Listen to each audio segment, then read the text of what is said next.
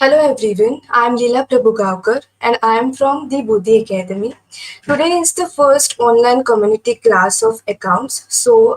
Today I'll be discussing model paper of Goa Board. Okay, so here you will come to know what are the different types of questions that are being going to ask for the 80 marks paper exam. Okay, so here we'll be discussing previous year questions and also I'll solve the paper over here. Then. Once again, the Bodhi Academy welcomes you to the community class. Okay. So we'll start with the solution of the Goa Board model paper. So the first paper, what you are going to get, the first thing that is how the paper is divided. The paper is divided into section A and section B. Okay. So the first part is your section A.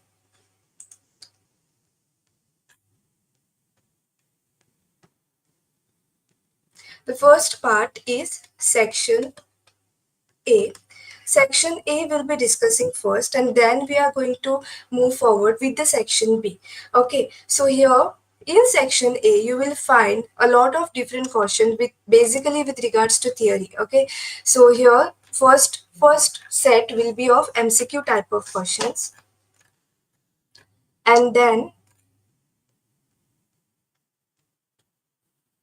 so the first is your MCQ type till this much 20, and then you will get section B will be your practical your question answers. Okay, wherein you have to solve the sums.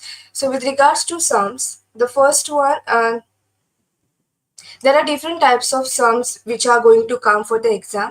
Cash flow statement, then admission of a partner, retirement of a partner, death of a partner, then balance sheet, profit and loss. Okay, then common size and comparative statement. So this you are going to get over here.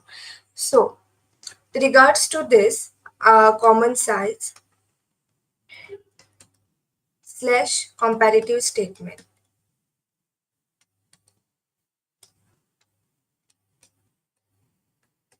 So either you are going to get common size or comparative statement. Similar case is with the balance sheet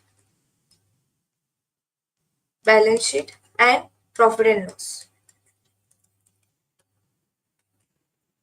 Another case is with admission, retirement and death. Okay, so here you will be having an option with regards to admission, retirement and death of a partner.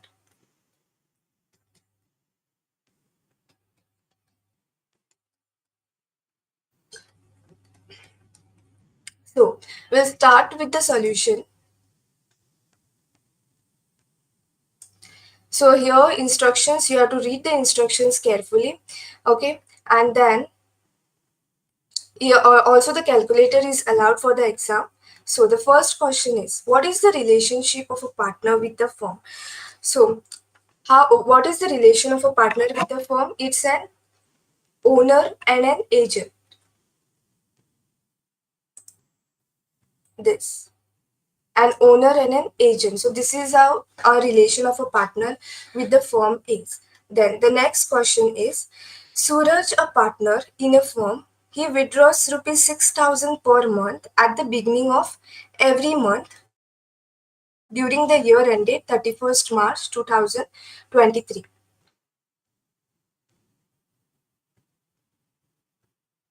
Then,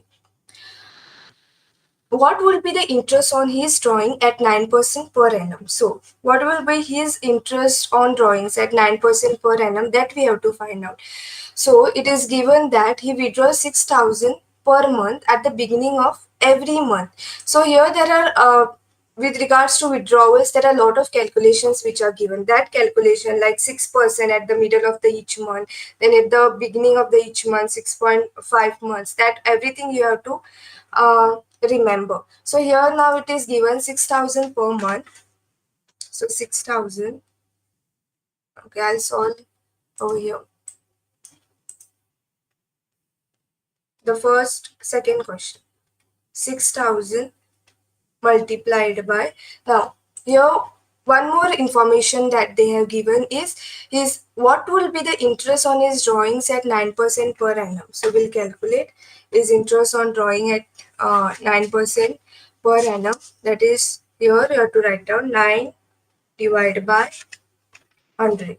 Okay, multiplied by, since it is here what they have mentioned, one more thing they have mentioned, no, that it is at the beginning of every month. So since if it is at the beginning of every month during the year ended 31st March 2023, so beginning of every month, how we calculate how many months we take 6.5 months. Okay, so 6.5.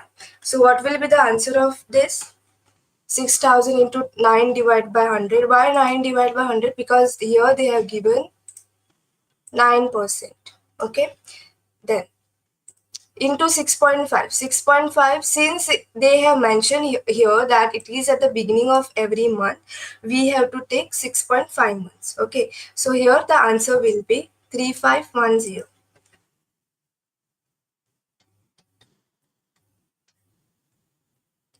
Then the third question, in what ratio is the cash brought by a new partner towards goodwill? Okay, now with regards to this partnership, when the partner is admitted, they can bring the cash either in a premium or the in cash. Okay, so how, in what ratio is the cash brought by a new partner towards goodwill distributed among the old partner? How it is distributed? It is distributed in the sacrificing ratio. So the third answer is sacrifice ratio. Going to the fourth question. So here, sun and moon are partners sharing profit and losses in the ratio of 2:1. And they admitted star into the partnership for 1/4 share. Find a new profit sharing ratio. What they have mentioned is we have to find out PSR, profit sharing ratio. Okay, so sun and moon are partners, and what is their old ratio of sun and moon? 2:1. Now, so when they give the old ratio, and when they tell us to find out the PSR, that is profit sharing ratio, that time we have to apply the balance share method. Okay, balance share method. That is, you have to take your old share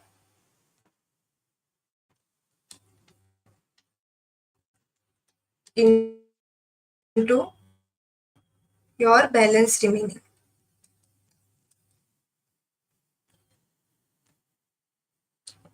Now, what they have given is they admitted star into the partnership for 1/4 share.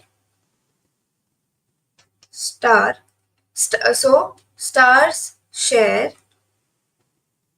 is equal to 1/4. So, if you want to find out this, then we have to do, okay, this is of sun, that is old share. How much is the old share? 2 divided by 3.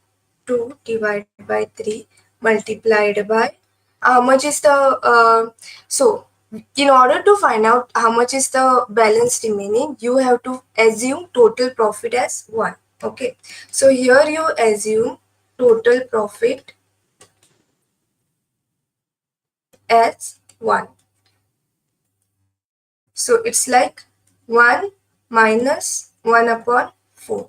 So the answer is 3 upon 4. Okay, this is the balance share, which is remaining. So here we have to take 3 upon 4. Then next is moon. Similarly, we have to find out with regards to moon. 1 upon 3 multiplied by 3 upon 4. And stars share, star share is how much? 1 upon 4 multiplied by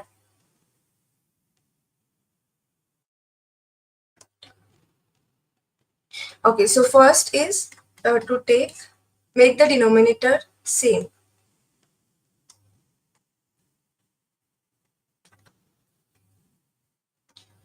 Now here also it's 3 upon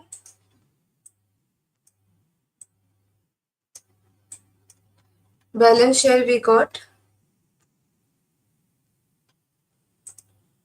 3 upon 4.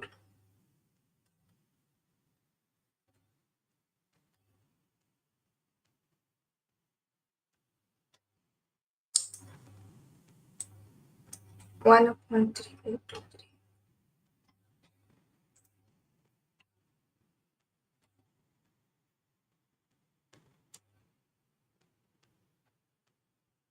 Okay, so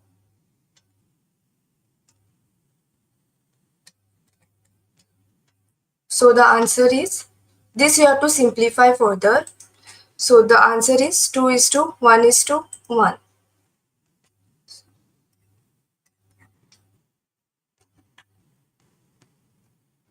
Okay, so you have to simplify this further. So this answer is 2 is to 1 is to 1.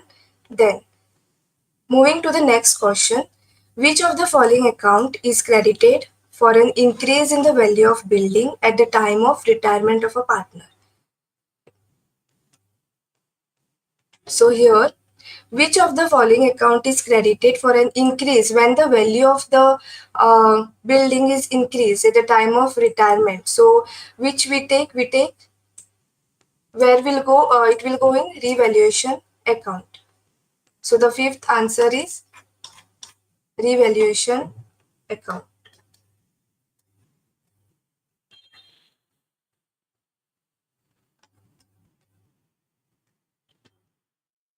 6. Okay. Sixth question. Amit, Rohan and Vasu are partners sharing profit in the ratio of 3 is to 2 is to 1. Okay. So Amit, Rohan and Vasu. So A, R and S. What is the ratio? 3 is to 2 is to 1.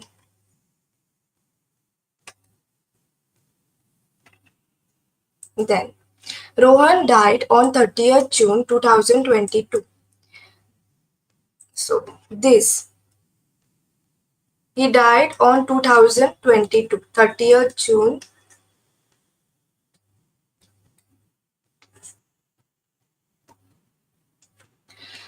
The profit of the firm was 60,000 for the year ended 31st March 2022.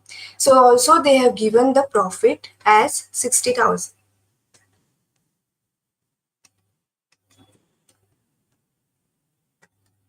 So this is the profit of the firm.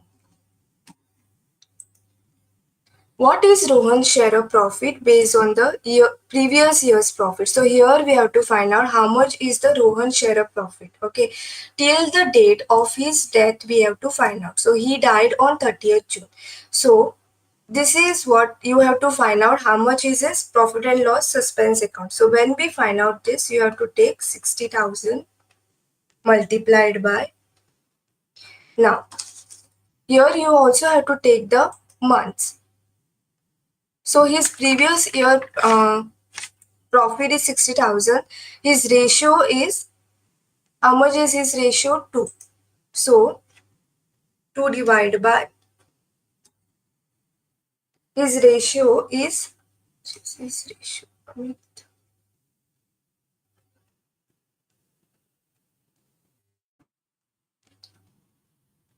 2 divided by 6.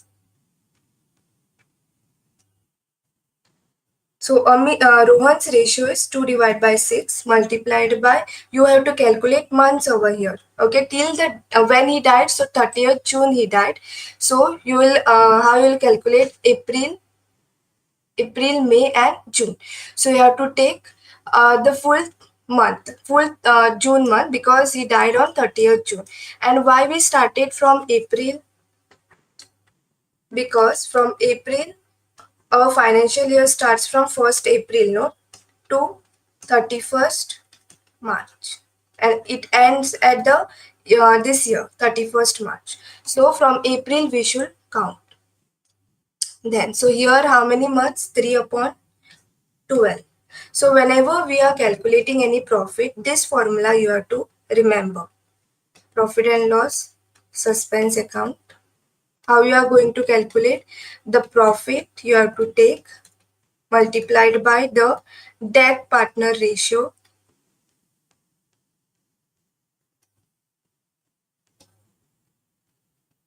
multiplied by the months. How much is the months, or when the partner has died? Okay, so 60,000 into 2 upon 6 into 3 upon 12. So this will give you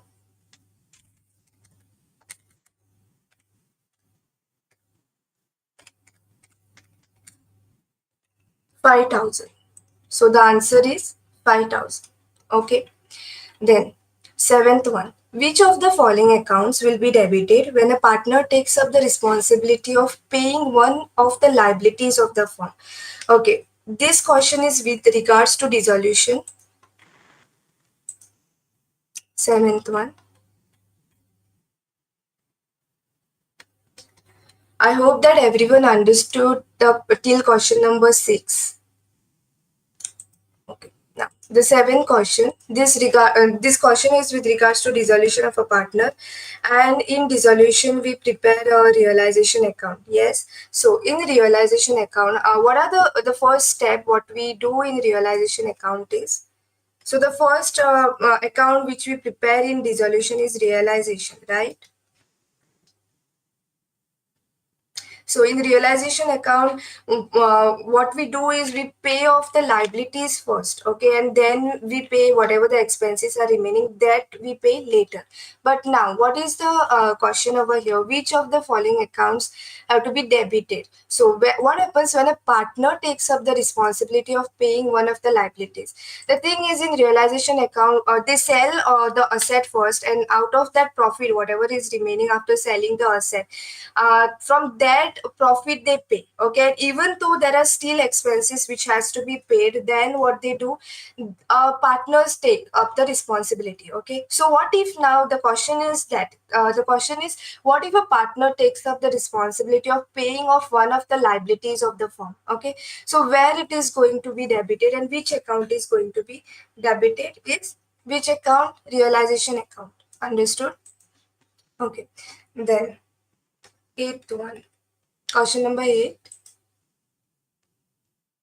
So, on dissolution of a firm, creditors were recorded in the books at 95,000. Okay, creditors were recorded at how much? Creditors were recorded at rupees 95,000. Then, of these 5,000 were untraceable. So this 5,000 they were not getting, it is untraceable, and the remaining were paid at 15% discount. So how much amount will be paid to the creditors? This is the question. How much amount they are going to pay to the creditors? So 95,000 is the creditors which were recorded in the books. This 95,000. Out of these 5,000 were untraceable. So of course we have to minus this less 5,000, so it will become 90,000. Okay, so out of the balance, what is remaining? Okay, we have to calculate this remaining, no, the balance 90,000, they were paid at 15% discount. So 90,000, you have to calculate at how much discount? 15% discount. So 90,000 multiplied by 15%, you will get 13,500. 15% discount on 90,000. So now you have to calculate this and you have to find out how much amount will be paid to the creditors. Okay, so how much it will be? You have to minus 90,000 minus 13,500, which will give you 76,500. Okay,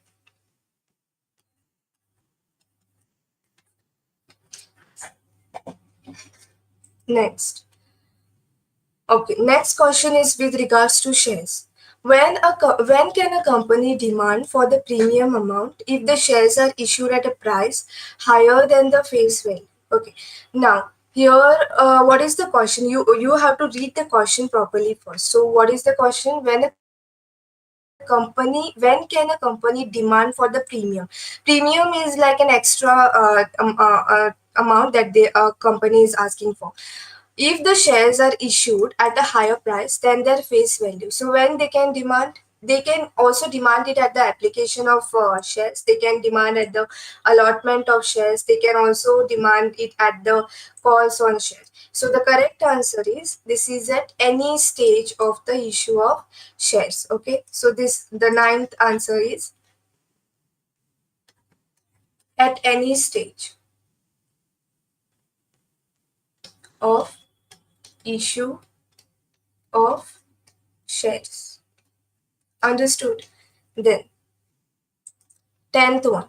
What is written on debentures called? So debenture holders, what they get? What return they get? Do they get dividend? Do they get commission, interest, or loyalty? This is the question.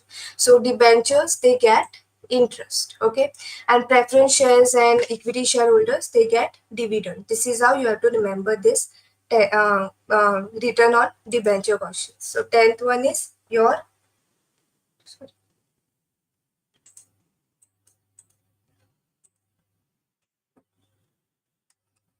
your interest. Then the next question is, if Darshan Limited issued fully paid shares of rupees 31 lakh 50,000 against the full purchase consideration of 33 lakhs, then which account will be credited for the difference of 1 lakh 50? So 1 lakh 50 is more what they are getting, right? So what is the question? If Darshan Limited issued fully paid shares of rupees 31 lakh 50,000 against a full purchase consideration of rupees 33 lakhs, then which account will be credited? Now here the amount is extra, right? So which amount will be credited? Will credit your capital reserve account.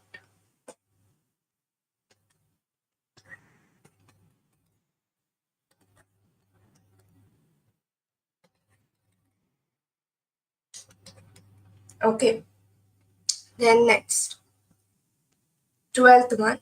Ashoka Limited purchase a machinery. These are some of the the most common questions which they ask. Ashoka Limited purchased a machinery of the book value of rupees 7 lakh 50,000 from Messrs. Weldon Brothers. Okay, so Ashoka Limited, they purchased a machinery of the book value of rupees 7 lakh 50,000 from Messrs. Weldon Brothers. The purchase consideration was settled as rupees 90,000 by check. So how the purchase consideration is? The purchase consideration was settled at 90,000 by check they paid, and the for the balance 10% debentures of rupees 100 were issued at a premium of 10%. So how many debentures were issued by Ashoka Limited? So this is the question, and so Question number 12.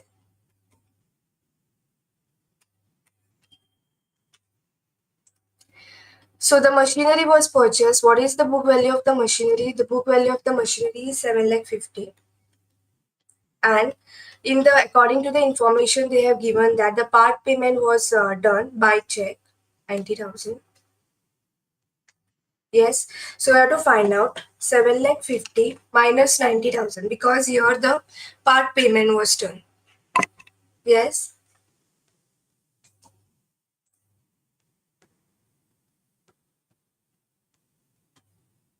So 7,50,000 minus 90,000, which will give you 6,60,000.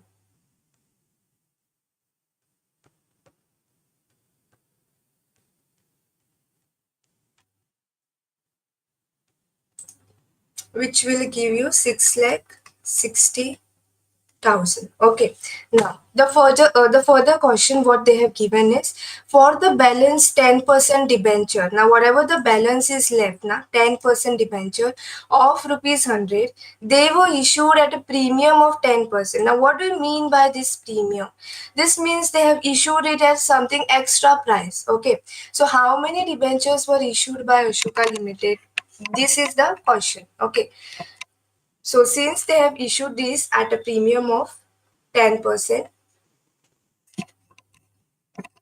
means at extra they have issued now. So whenever whenever the question of premium is given, no, that is, it means you have to add because it's premium. Premium is something extra. So how you are going to do?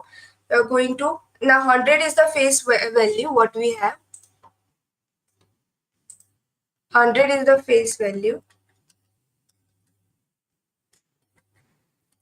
Extra premium is there now of 10%. So it means 10. So 110.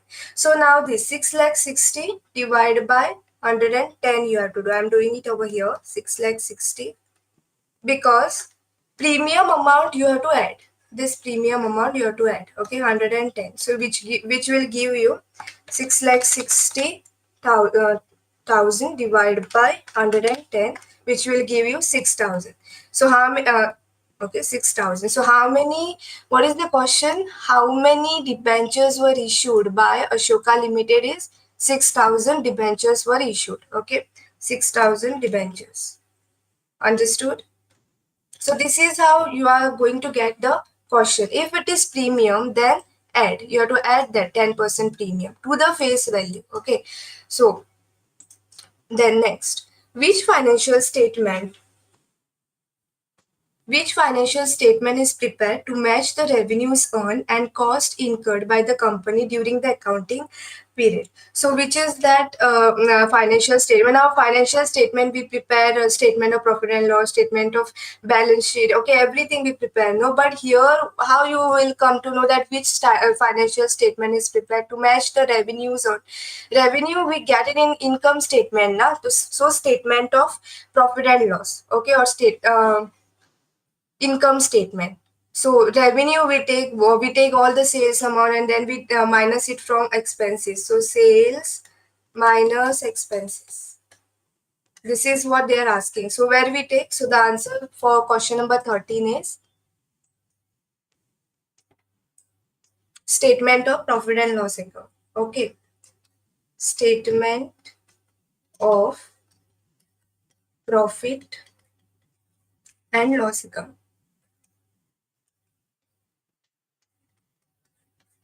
Then question number 14.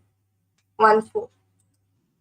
Name the subhead under which bad debts recovery appears in the statement of profit and loss of a company prepared as per revised schedule 3 of the Companies Act 2013. So now, according to the, if you can see this, just a second. Okay, so this is a statement of profit and loss now, and in profit and loss, whatever the income we take, that is we take over here revenue from operations and then the other income, yes, and then we add all the total revenue what we have and we minus all the expenses, yes. So what is the question over here? Name the subhead, under which head your bad debts recovery is going to come in this statement, in the statement of profit and loss. Okay, so bad debts recovery. Now, what is the actual meaning of bad debts? Bad debts is the amount which is not going to recover. Yes, you are not going to get that. That is the meaning of bad debts. Not going to recover that amount. But here they have given bad debts recovery. Both the headings differ, right? Bad debts and bad debts recovery. Recovery means you are going to get the income, no? Receive. You're going to receive the income. So this will go in other income. Okay. So this will go in which head? This will go in other income head. So this is the answer of the question number 14. Other income. Then. So, why other income? Because here, why not in revenue from operations? Because in revenue from operation, we only take the sales amount, okay, and we minus excise duty or we minus sales return amount. Only the sales we take it in the revenue from operation. In other income, your all the other income except your revenues are going to come. Like other income is your commission received, interest received, okay, or bonus received. So just now we saw bad debts recovery. Okay, so these are the stuff which are going to come in other income. Then next, name the subhead under which livestock appears in the company's balance sheet prepared as per revised schedule 3 of the Companies Act 2013. So livestock. So where does a livestock is going to go? Livestock, see, if we see the balance sheet, okay.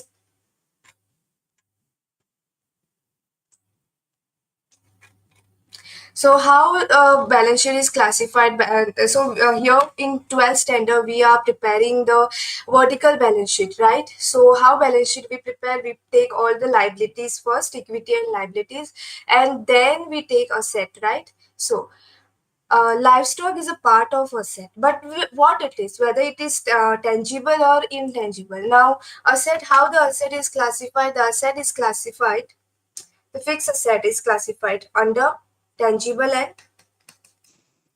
okay, let me write the question number first. Question number 15.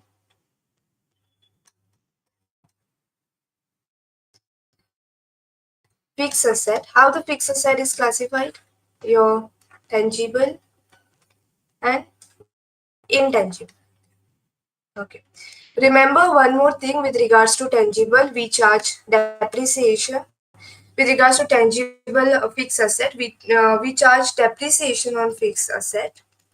Okay, and with regards to intangible asset, we charge amortization.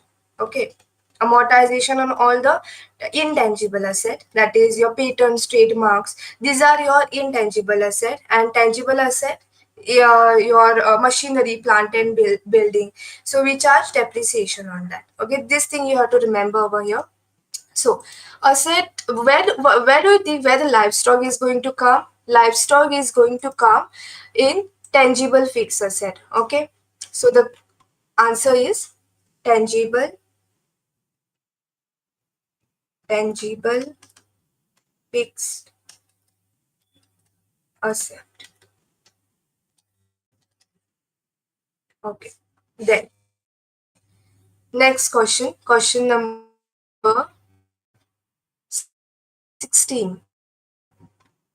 From the following extracts of a company, state the cash and cash equivalent. So what does your cash and cash equivalent includes? Remember that your cash and cash equivalent includes 16, question number 16, cash and cash equivalents.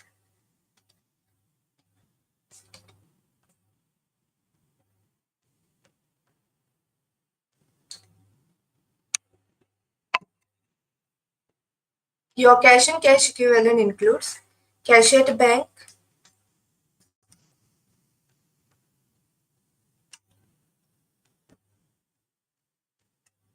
cash in hand, marketable securities, Marketable securities are all those financial instruments which can be easily converted into cash.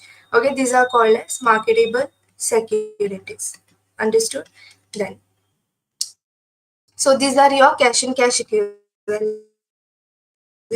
So here they have given which is the cash and cash equivalent under this. So basically, the first one is cash in hand and then the bank balance. Yes, bank loan and cash credit will not come. So you have to add. So cash in hand and bank balance amount. Cash in hand amount is 2,14,000 and cash at bank is bank balance is 4,66,000. Okay.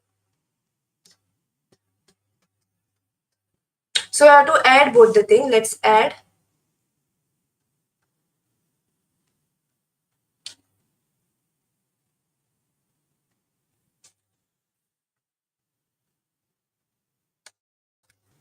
4,66,000 plus 214, which will give you 6,80,000. Okay. So the total answer is 6,80,000. Okay. Then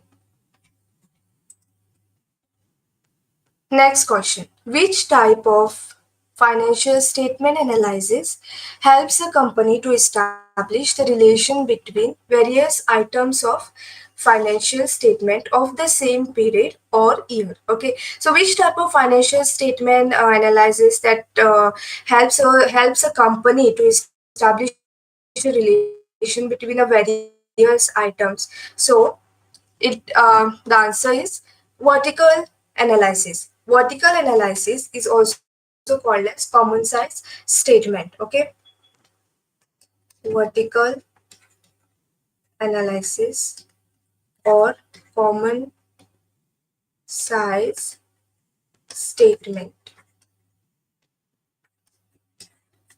This is the answer. Then 18th one.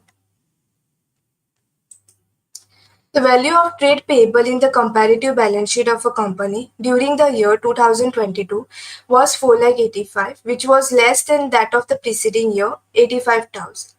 Okay, so you have to find out with regards to comparative balance sheet. So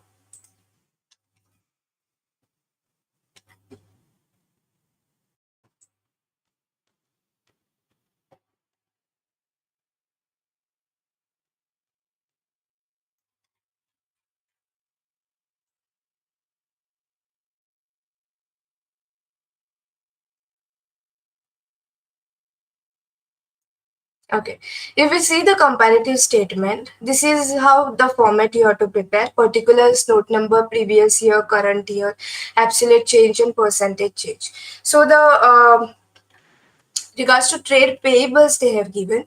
So previous year 85,000, whatever the amount they have given, and then they have given 4,85,000 during that particular current year. So how you have to minus? You have to take B minus A. Okay. So 4,85,000 minus 85,000, which will give you 4 lakh. I'm writing over here so that you can understand. A, B, C is equal to B minus A. Then, if you can see this, D is equal to C divided by A into 100. D is equal to C divided by A multiplied by 100. So, C answer is this, 4 lakh. So, 4 lakh divided by A. A is what? 85. Multiplied by 100, you will get 4747%. Okay.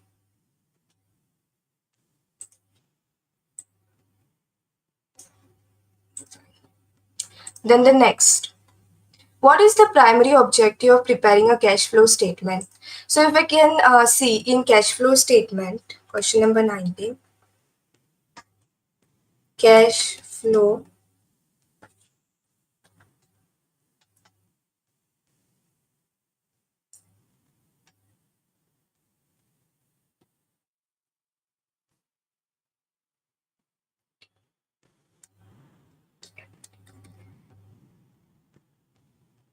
cash flow statement. Okay, so cash flow basically it's the inflow and outflow of cash, right? Inflow and outflow of cash.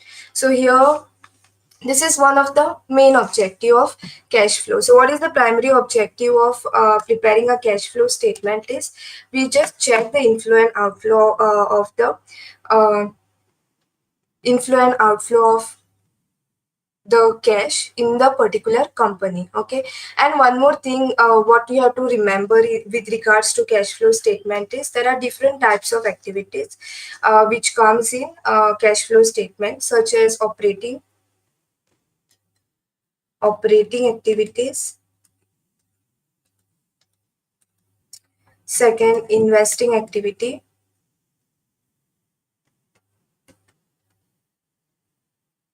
third one is financing activity.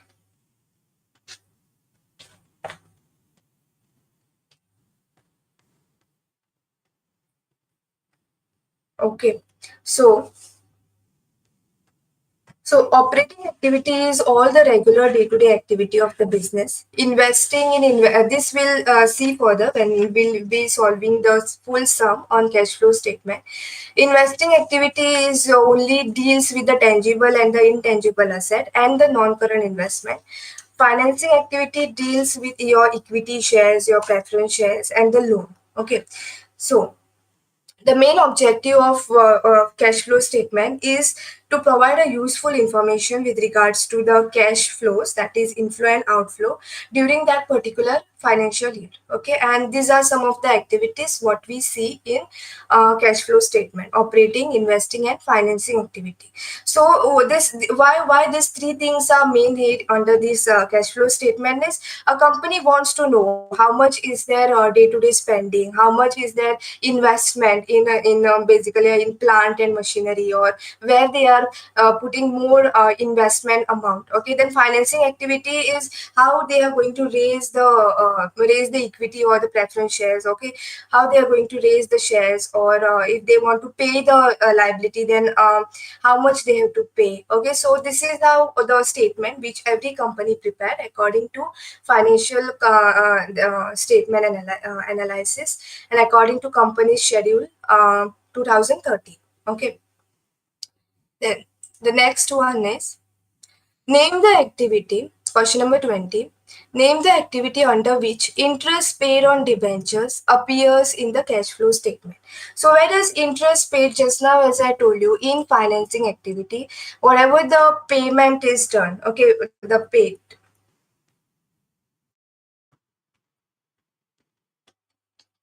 paid, or the first thing is with regards to payment or the loan. Then you have to remember with regards to equity slash preference. This thing you have to remember. Then question number 20 is where does this interest paid on debenture will appear? It will appear in financing activity, right? So question number 20, interest on debentures will come in financing activity.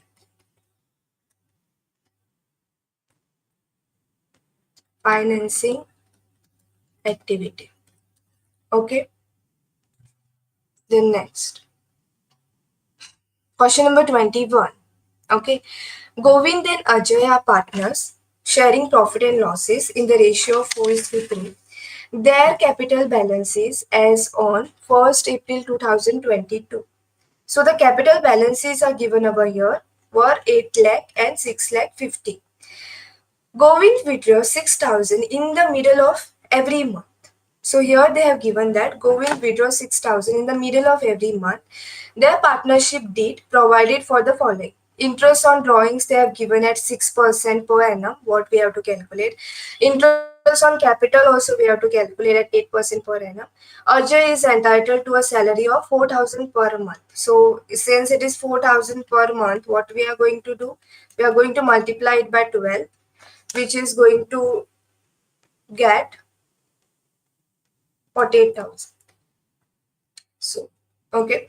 Then during the year ending 31st March 2023, they earn a net profit of 4,55,000 before making the above adjustment. So they have given the net profit, direct net profit they have given. Sometimes they will tell you to calculate the net profit. Okay, so the question is, prepare the profit and loss appropriation account for the year ended 31st March 2023. So here you have to make a profit and loss appropriation account, and then you have to write down for the year ended,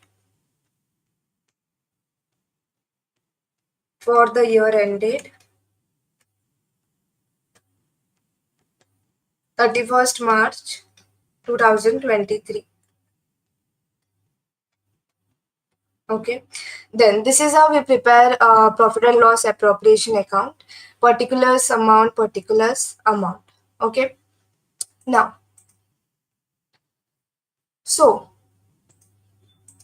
on this debit side, what comes is your all the interest on capital, salary to a partner. Okay, then your drawings are basically your income for the firm now, so it is going to come on this side. But the first thing what you have to remember with regards to profit and loss appropriation account is net profit. How much net profit they have given? They have given 4,55,000. So you are going to write by net profit brought down. How much is the net profit? 4,55,000. Okay, then next, the first step is you have to write down the net profit. You have to check how much is the net profit of that particular company. Okay, then next, you have to check their capital balances. Now, how much is capital? Their actual capital is 8 lakh and 6 lakh 50. Govind's capital is 8 lakh, means how much they have contributed, and Ajay is 6 lakh 50. So here you have to calculate interest on capital. Okay, so 8 lakh multiplied by how much is interest on capital? They have given 8%. So divide by, right. So 64,000. I'll show it over here. Interest on capital. This is of Govind. Okay. Multiplied by how much is the interest on capital? They have given 8%. So 8 divided by 100, which will give you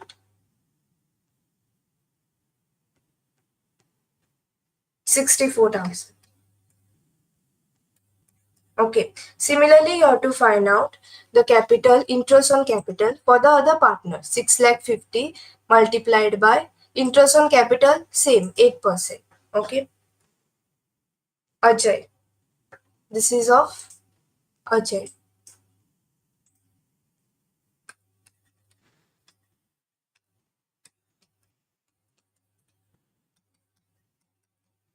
Which will give you 52,000. Okay. So the first thing is you have to write down 2 interest on capital. 2 interest on capital. So how much is interest on capital of Govind? We got 64,000. And Ajay we got 52,000. The total of both the things you have to write down here, 1,16,000. Okay. Then next, we got net profit, and we also wrote interest on capital. Then next, what they have given is Govind withdraw 6,000 in the middle of every month. So earlier, remember, we got the question beginning of every month, then we took 6.5 months. But now here, Govind withdraw 6,000 in the middle of every month. So middle of every month, you have to take 6 upon 12. Okay, multiplied by, divided by 100. So how much you will get? The interest on Govind's by interest on Govind's drawing is 2160. So it's like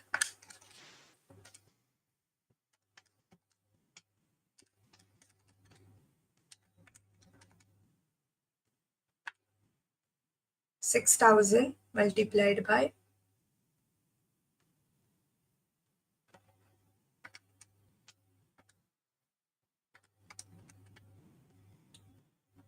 6 divided by 12. 2160.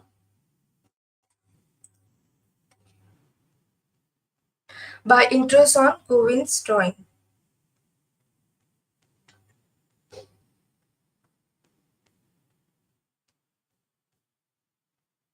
Then next is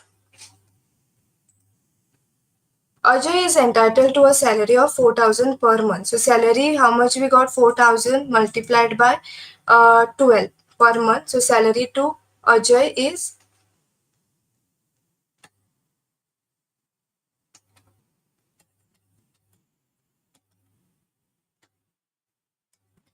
you have to show the working note also. So 48,000. Okay. To salary to Ajay.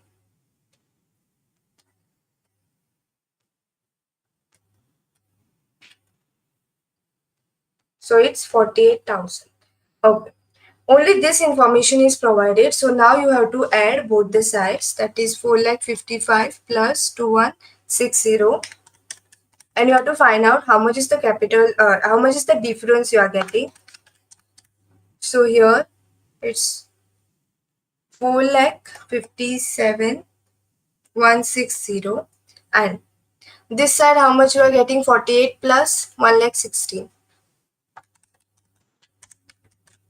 Which will give you 1,64. You have to minus that from this 4,57,160. So it's 2,93,160. Whatever the difference you are getting, 2,93,160. Now this difference you have to distribute among the partners in their ratio. Okay, so to partners capital account you have to write down partners capital account. Then you have to take Govind's and Ajay. So this 2,93,160 you have to distribute among both the partner in their ratio. Now how much is the ratio given? 4:3. So 2,93,000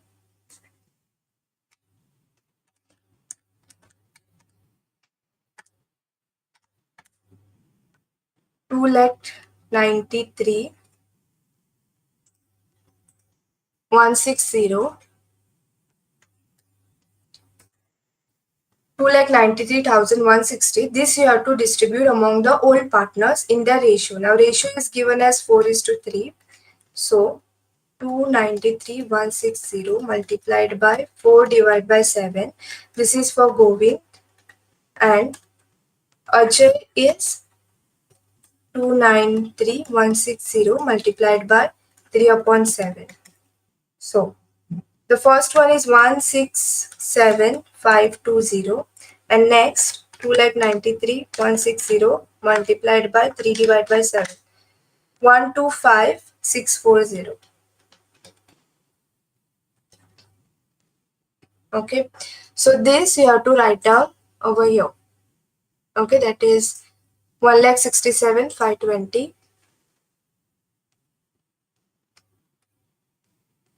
and 1,25,640. Okay, and the total of both the thing is this 2,93,160. So this is the first profit and loss appropriation account for the year ended 31st March 2023 according to this question. Okay. Then the next, Akasa Limited, question number 22. Akasa Limited forfeited 1,800 shares, 1,800 equity shares of rupees 100 each, issued at a premium of rupees 30 per share for non-payment of allotment money of rupees 65 per share, including premium. Then the first and the final call of rupees 40 per share has not been made yet, as yet. Okay, and these shares were reissued at rupees 80 per share as fully paid up. Now, you have to pass the necessary journal entries in the books of Akasa Limited. Okay, so we'll start solving over here. Journal entries in the books of Akasa Limited.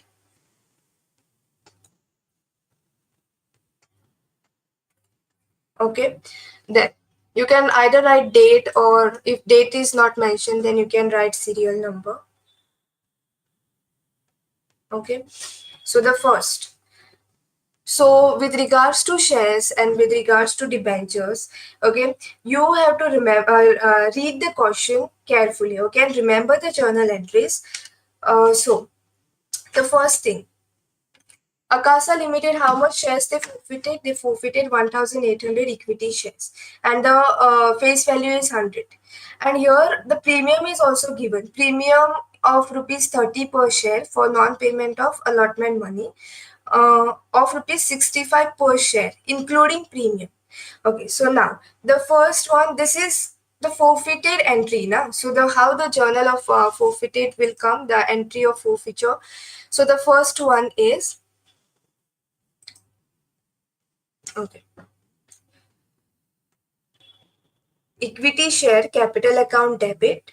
So since now the shares are getting forfeited, you have to debit the equity share capital account. Okay, equity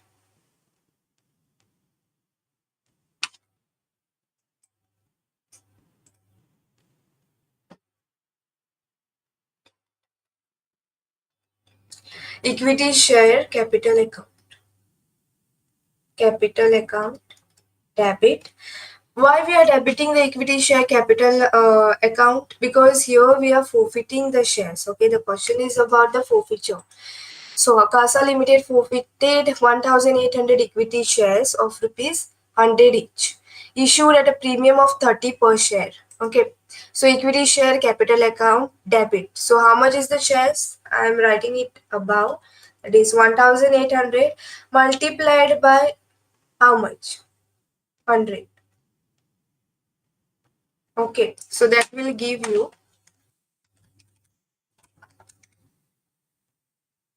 180. Then 180. Then the next is yours security premium reserve account. Security premium reserve account. So how much is this your security premium reserve account? How much is the premium they have given? 30. So you should not mix your face value and your premium together. Okay. So whenever we pass the forfeiture entry, you should be like this: equity share capital account. That is the first one. Then security premium reserve account. How much is the security premium they have given? They have given it as 30. So 1,800 multiplied by 30, which will give you 54,000.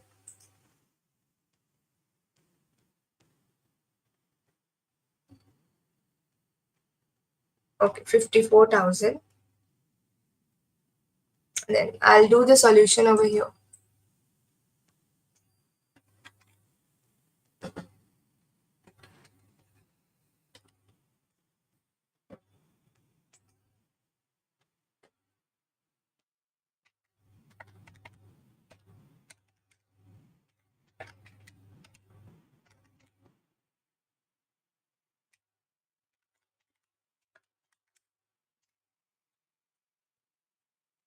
So equity share capital account, security premium reserve account. Whenever we pass the forfeiture entry, this is how we have to pass. And then to policy in arrears account, credit.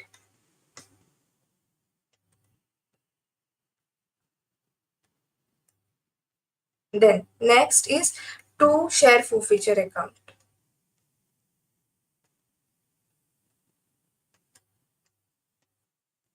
Okay, so the first entry is equity share capital account. We have got 1,80,000. Then security premium we got 54,000. That is 1,800 multiplied by 30. Calls in areas. Now how much is the calls not yet been made? They have given is 65. Non-payment of allotment money is 65 per share. So you have to calculate 1,800 multiplied by 65, which will give you 117. 1,17,000. So to calls in areas, 1,800 multiplied by 65. Okay. Now, share forfeiture account will be your balancing figure.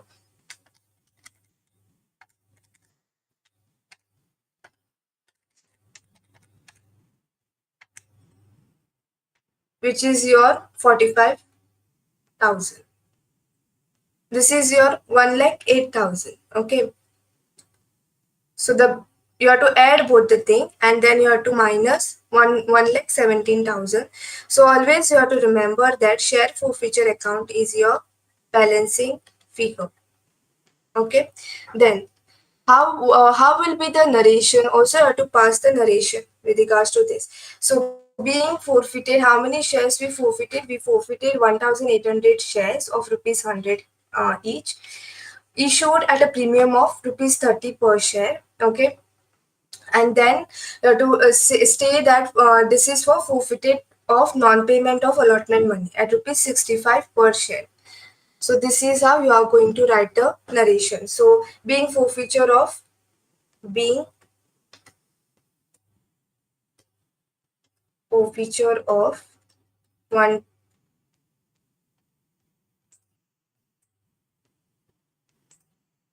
1,800 shares of rupees 100 each, issued at a premium of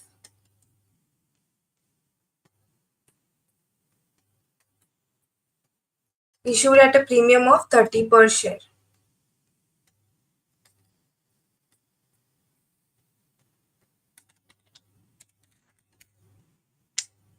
Okay. Then the second one. Second one I'll solve over here. Okay.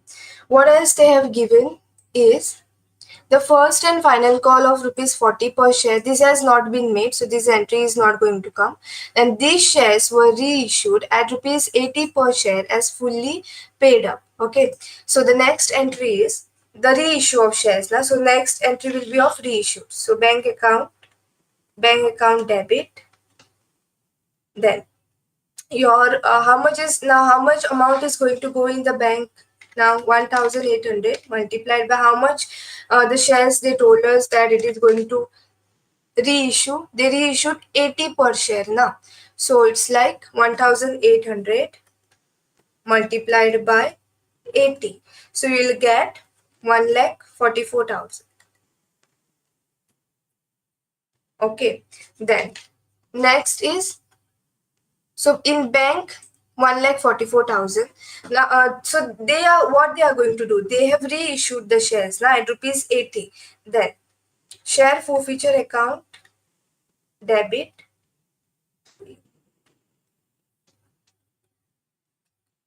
debited by how much? 36. Then to equity share capital account. So you always have to remember that this is share forfeiture account is your balancing figure, and you know how much is there in equity share capital account. Okay, to equity share capital account will be your 1,80,000. Okay, that is your 1,800 multiplied by 100 is your 1,80,000. So you have to minus 1,80,000 minus 1,44,000, which will give you 36,000. So share forfeiture account is always your balancing figure.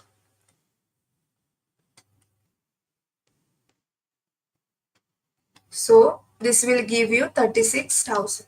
Okay. Then the third one. Now there are two forfeiture account. No, share forfeiture account. One is getting debited, then one is getting credited over here. Share forfeiture account credited by 45.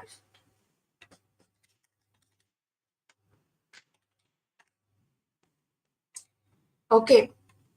So when there is a debit and credit entry, you have to find out how much is the extra amount of share forfeiture forfeiture account is remaining. Okay, so here we credited share forfeiture as 45,000, and here we got how much? We got 36,000. So the difference of this, so the third entry is whatever the difference, the extra amount you are getting, that amount you have to transfer it to capital reserve account. So the first entry is share forfeiture account debit.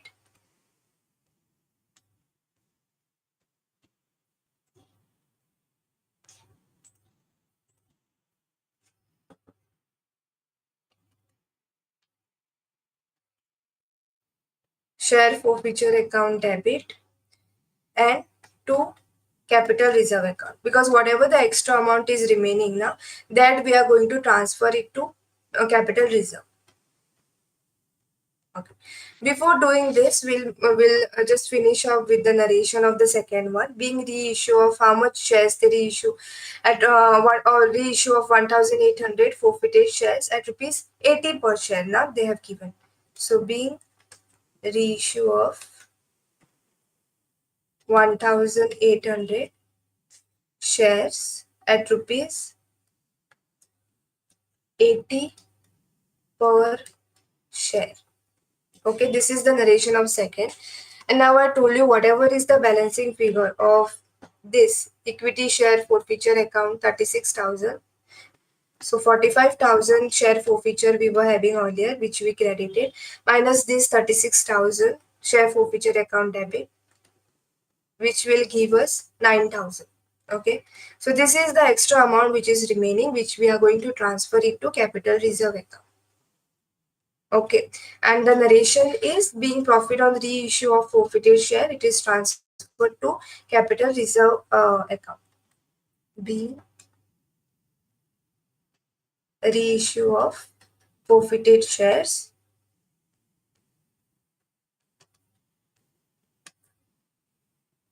transferred to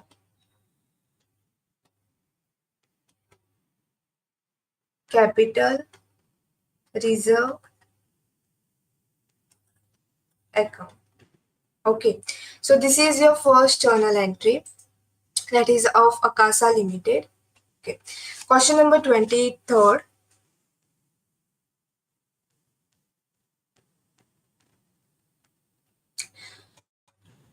Question number 23 is Samruddhi Limited issued 12,000 10% debenture. Okay, they have given 12,000 10% debenture. Debenture money was payable as follows. Rupees 80 with application they have given, and balance with the allotment. So application and allotment they have given, and all the debentures were subscribed by the public and money was duly received. Pass the necessary journal entries in the books of Samruddhi Limited. Okay. So how much they have issued? 12,000. 10% debenture of face value is 200 each for subscription. And the debenture money what they have given is 80 with application they have given. So it's like 12,000 multiplied by 80, you will get, okay, we'll start solving, and whatever the balance is remaining, okay, that is on allotment. All the debentures were subscribed by the public and money was duly received. So the next journal entries in the books of Samruddhi Limited.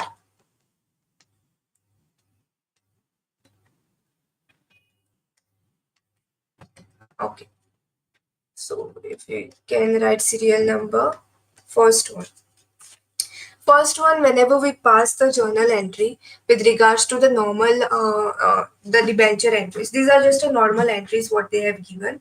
So the first one will be bank account debit to 10% debenture.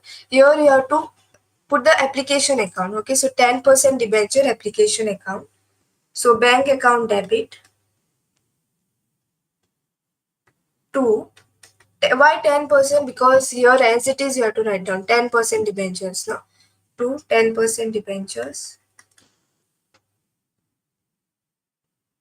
application account.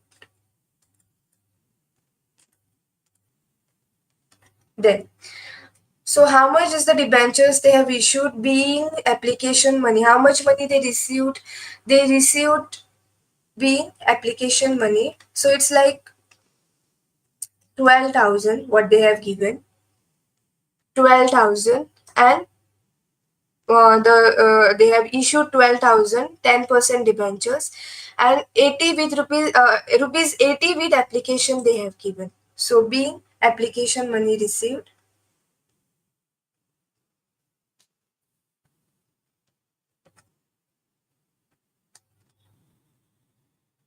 on 12,000 debentures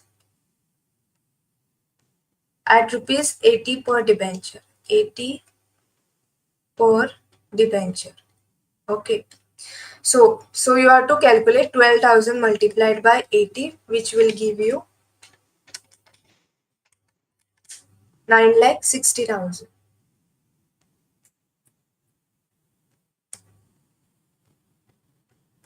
Okay. Then next one, second one. Now, since you received this amount from the debenture holder, you are going to transfer this amount into the debenture account. Okay. With regards to share, we prepare share capital account. Here you have to prepare debenture account. Okay. So second one, 10% debenture. This entry you have to earlier you have credited this entry. Now this entry we credited. Now you have to debit this entry. So 10% debenture application account. Debenture application account.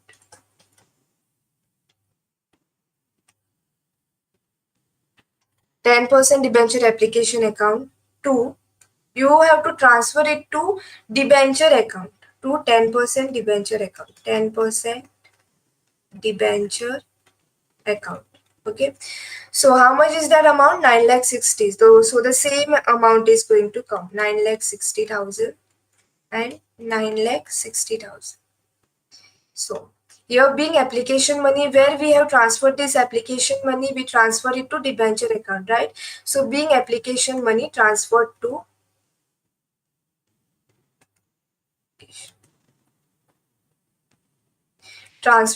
debenture account.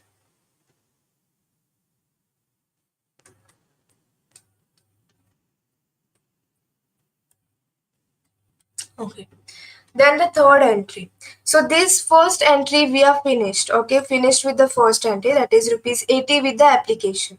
Then and balance on allotment. Now whatever the balance is remaining now, the how much was the face value they have given? 200 minus how much is that 80 we do 80 they have given is for application. So 200 is the face value. 200 is the face value. 80 is they have given is for application. So whatever is remaining, the remaining balance is 120 that we have to take it on the allotment. Okay. So the third entry I'm passing it over here. So the third entry, 10% debenture allotment account. 10% debenture allotment account to 10% debenture account. So 12,000 multiplied by 120, you have to do to 10% debenture account.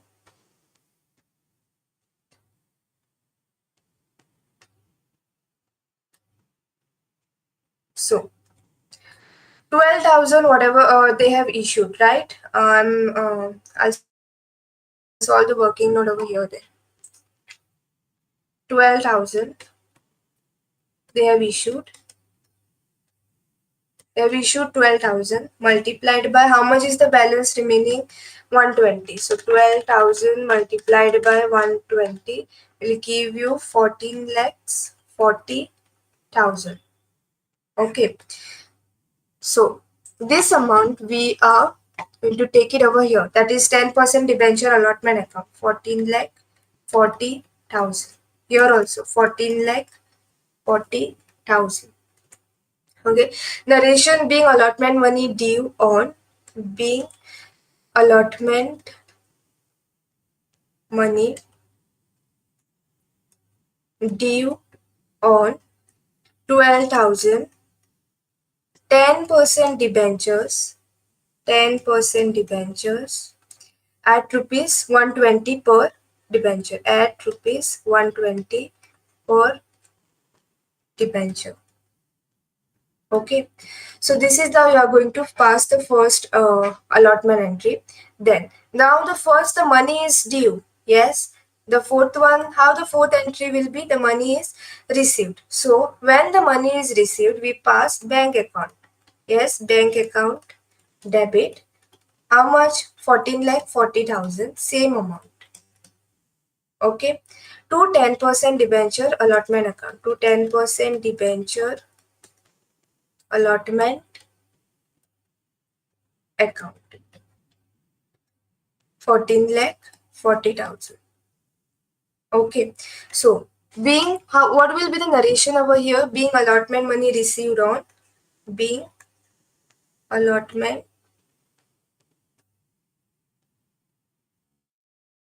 money received on 12,000 debentures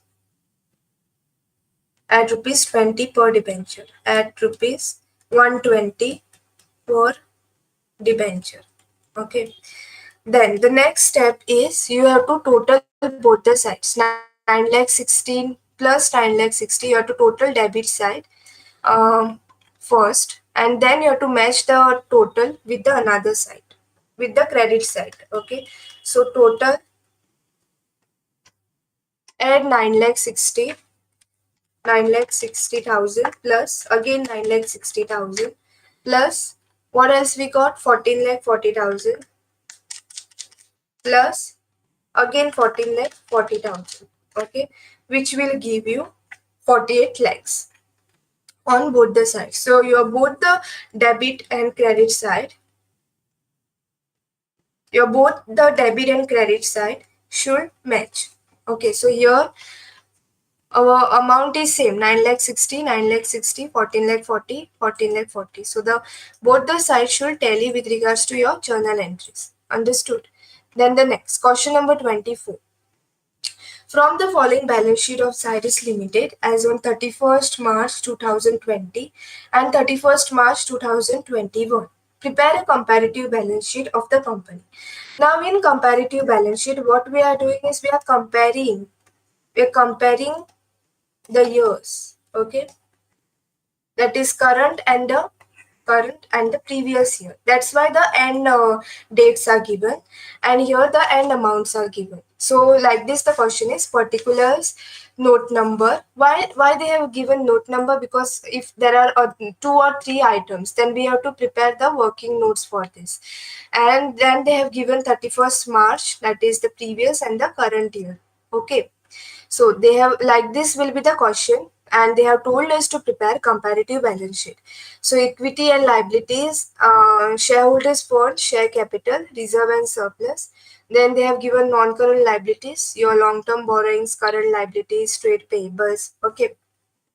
Then assets amount, non-current asset, fixed asset, tangible asset amount they have given as 16 lakhs, intangible asset. Then current asset is your cash and cash equivalent. Okay, and the total of both the sides they have given. Then one more thing they have given, fractions if any must be rounded off to the second digit after the decimal point. Okay, so now comparative balance sheet. How do we prepare this comparative balance sheet?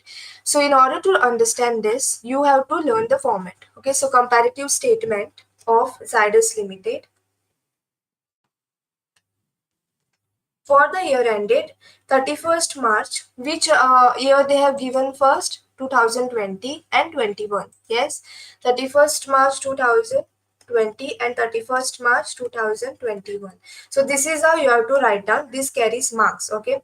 So comparative statement of Zydus Limited for the year ended 31st March 2020 and 31st March 2021. So this is the format of preparing comparative statement.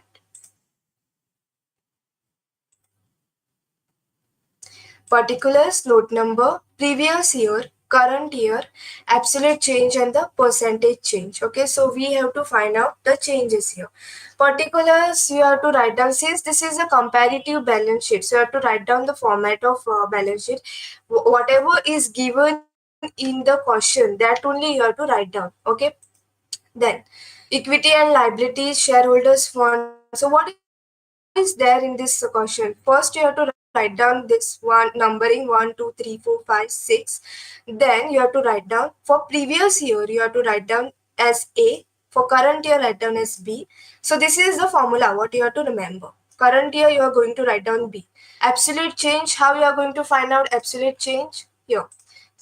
C is equal to B minus A. So A, B, then whatever the answer you are getting of C is equal to B minus A. So you have to minus, and you will get the D answer, that you have to take this. Whatever the amount you are getting, C of C answer you have to get. C divided by A multiplied by 100. Okay. So now the first one what they have given is share capital. Share capital is 8 lakh. So this is the previous year, right? So 8 lakh and 12 lakh 80,000. So here first one share capital 8 lakh and 12 lakh 80,000. So you have to minus. So B minus A. This minus this. So 12 lakh 80 minus 8. So which will give you 4 lakh 80,000. For exam, you have to write down this format, and you have to follow according to this one. Okay, so 4 lakh 80,000. Then what we have to do with regards to this? We got the answer as 4 lakh 80,000. So 4 lakh 80,000 divided by A. Now what is the previous year amount? The previous year amount is 8 lakh. Okay, 8 lakh multiplied by 100. So this will give us percentage change. Okay, so this will give us percentage change, which is 60%. Understood. Similarly, we have to check whether any reserves and, okay, in the sum it is given reserves and surplus. So reserves and surplus 7 lakh 50 and 7 lakh 80. So reserves and surplus 7 lakh 50 and 7 lakh 80. So what will be the what is the difference? 30,000. 7 lakh 50, 7 lakh 50. So 30,000.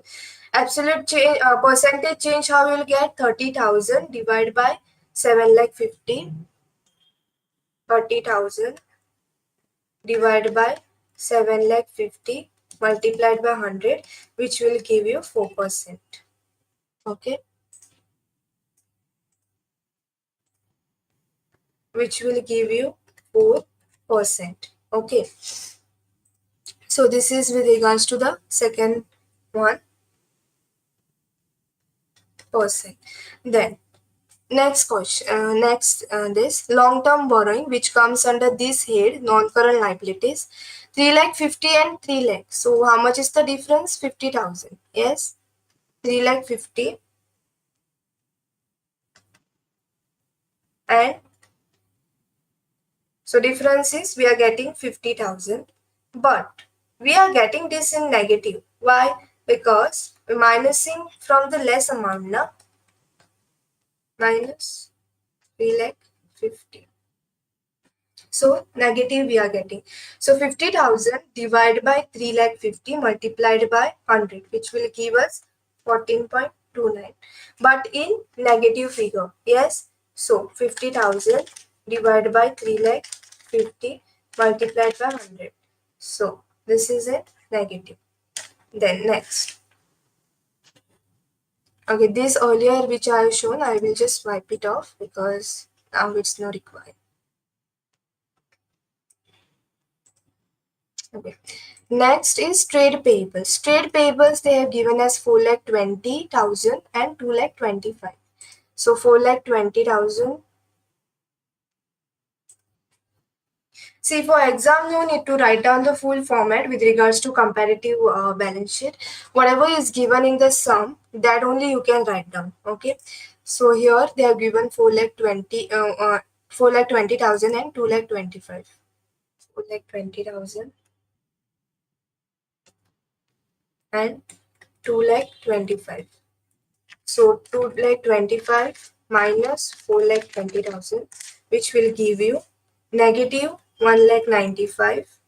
Then you have to divide this 1 lakh 95 divided by 4 lakh 20 multiplied by 100, which will give you 46.43. Okay.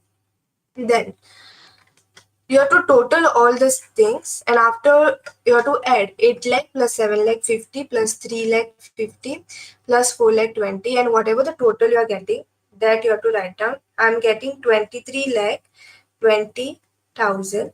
Then also for the current year, you also have to do the same thing. You have to add the total, you have to add all the figures, and then whatever the total you are getting, you have to write it on this, okay, under the head total.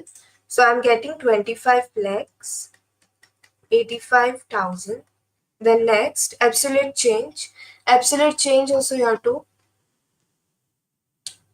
find out, or some they will give in the sum. Okay, they have given it in the sum, but just cross check whether you are getting the same answers or not. Okay, then you just have to minus like 25 lakh 85,000 minus 23 lakh 20,000. So what is the difference you are getting of both the thing? That is 2 lakh 65. And after 2 lakh 65 divided by 23 lakhs 20,000 multiplied by 100, you will get 11.42%. Okay. Then we'll move to the asset part. Okay. Now in asset part, they have given tangible asset 16 lakh and 21 lakhs. So 16 lakhs and 21 lakhs. So 21 lakhs minus 16 lakhs, we are getting, I'm getting 5 lakh. Okay, it's 5 lakh. So 5 lakh divided by 16 lakh multiplied by 100. 5 lakh divided by 16 lakh multiplied by 100, you are getting 31.25%. Okay. Then next is your intangible asset. Intangible asset, they have given 2 lakh and 2 lakh. It means this is nil, but you have to write down.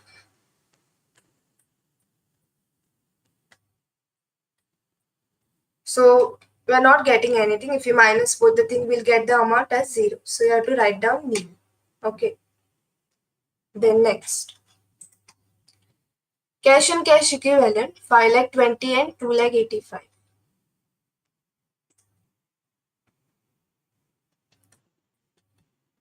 And 2 lakh 85. So 2 lakh 85 at 20, getting 2 lakh 35,000, but in negative 2 lakh 35. So 2 lakh 85 minus 5 lakh 20, I'm getting 2 lakh 35,000, but in negative figure. So this 2 lakh 35, you have to divide by 5 lakh 20 and multiply it by 100, you will get 45.19, but in negative, okay, percent. Then the total what they have given over here will be same, no, as of this, because liability and asset should match with each other. So 23 lakh 20,000, 23 lakh 20,000, and 25 lakh 85,000. This should match, this total should match with this 2 lakh 65, 11.42. So the answer will be same, 2 lakh 65 and 11.42. Okay, so this is the, we have to solve comparative statement of comparative statement. Then question number 25. Here they have given compute current ratio and working capital turnover ratio from the following details.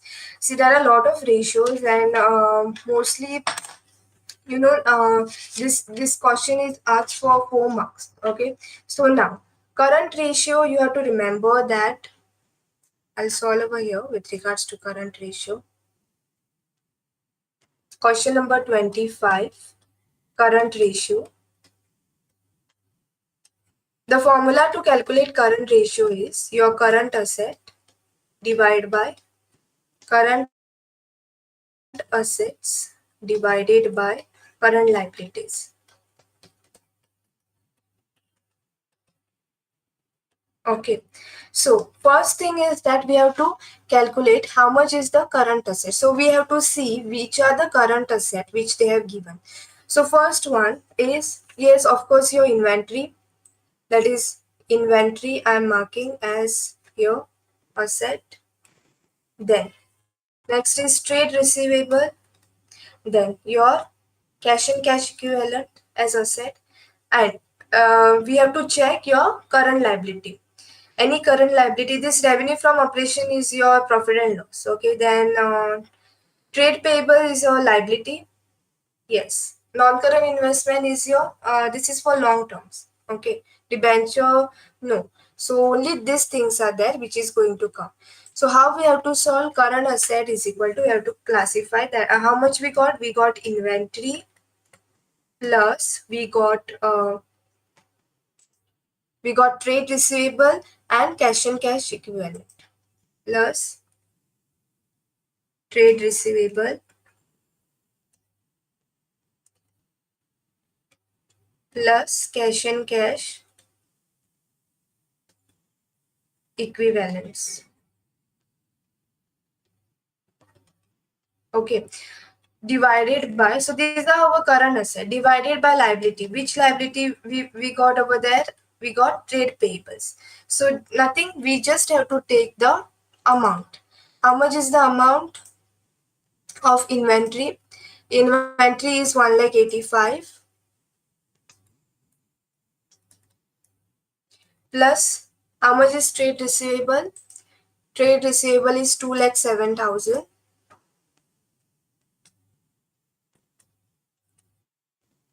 plus we got cash and cash equivalent 1,15,000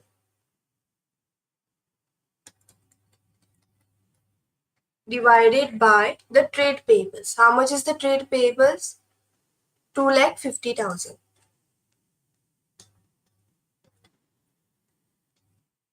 Okay, so now we have to add all these things. 1,85,000 plus 2,07,000, 1,85,000 plus 2,07,000 plus 1,15,000, which give us 5,07,000 divided by this 2,50,000, which will give us 5,07,000 divided by 2,50,000, which will give us this 20.2.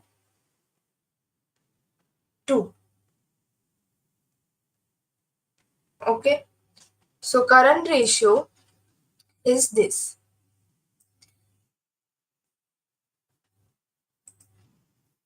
.03. Then next is, they told us to calculate working capital turnover ratio. Working capital turnover ratio.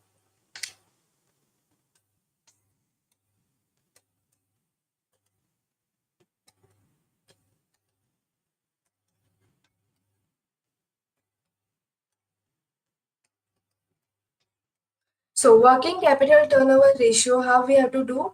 The first step is, this is for your inventory ratios. Okay, this is your inventory ratio, and this is the ratio. The formula to calculate working capital turnover is your revenue from operations. Revenue from operations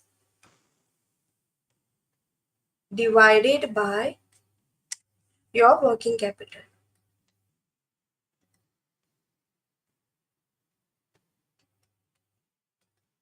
So revenue from operations they have given us. How much the revenue from operation they have given? 7,50,000. So 7,50,000 divided by your working capital includes your current asset and current liability. So everything you have to take into consideration. So we calculated our current asset, that is 1,85,000 plus 2,07,000 plus 115. So remember that your current working capital includes current asset and current liability. So current asset minus current liability will give you working capital. So current asset we got as 1,85,000 plus 2,07,000, 1,85,000 plus 2,07,000 plus 1,50,000.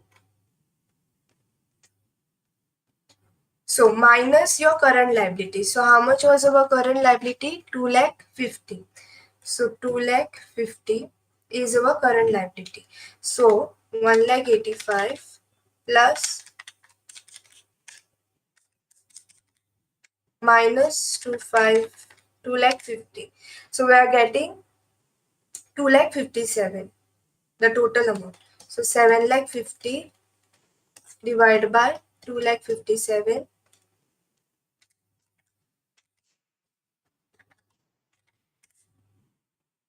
We are getting 2.92 times. So whenever we find out the working capital ratio, we have to write it in times. Okay. Then next, question number 26. Divya and Sia are partners in a firm sharing profit and losses in the ratio of 2:1. Their balance sheet as on 31st March 2021 is as under. So here Divya and Sia are partners. So we have to focus more on the question. So read the question very carefully. Divya and Sia are partners. Okay. What is the ratio? 2:1. So this is the ratio. Their balance sheet as on 31st March is as under. So capital accounts are given, general reserve, sundry creditors, then building, machinery, investment, stock, debtors, cash at bank. Now they admitted. Now the word admission is there. Now they admitted Yash. So it means that this is from admission chapter. So they admitted Yash in the partnership on 1st April 2021 for how much share? 1/4 share. So Yash came into picture now. Yash for 1/4 share. So on the following terms, which are those terms? Yash brought 2,90,000 as his capital. So what is the capital of Yash? 2,90,000. Then he also paid 75,000 as his share of premium, but he paid it in cash, okay, which was credited to goodwill account. So that whatever he brought, na 75,000, this was credited to goodwill account. That this entry we are going to see now. Then building to be appreciated by 20%. Appreciation means the value of the building is going to get increased. Then machinery to be depreciated by 10%. Stock was found obsolete, means the zero value, and it should be written off, they said. Then a provision of 5% for bad and doubtful debts was to be maintained. Now this is admission sum, and what they told us to prepare: revaluation account, partners capital account, and balance sheet of the new firm.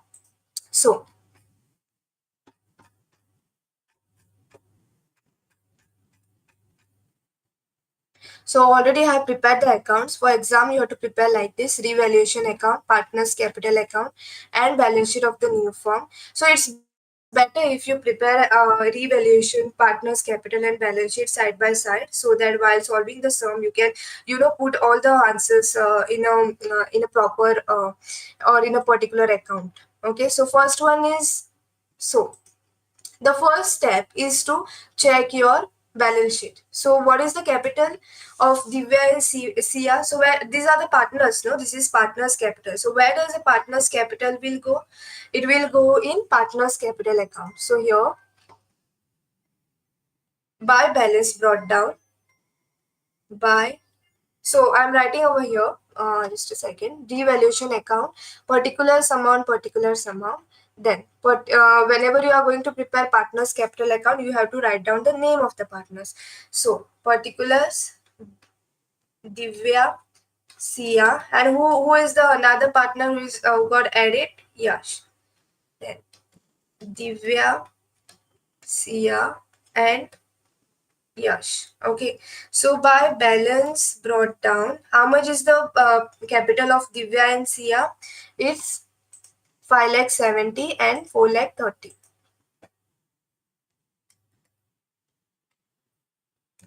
And 4,30,000. Then next. So the first thing, you only have to solve the old balance sheet, okay, this trial balance, whatever they have given. Then general reserve. Always remember that general reserve we distribute among the partners. Okay, so 90,000 is the general reserve what they have given. So this general reserve we have to distribute among the partners in their old profit sharing ratio. So by general reserve. So I'll do the calculation part over here. So we are going to distribute the general reserve, right? General reserve 90,000 multiplied by 2 divided by 3.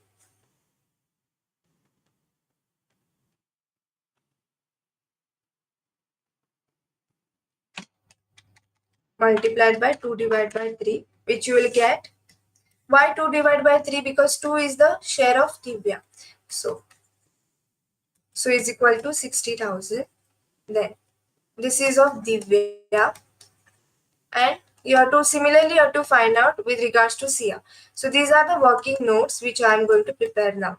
Then Sia's 90,000 multiplied by 1 divided by 3, which will give you 30,000.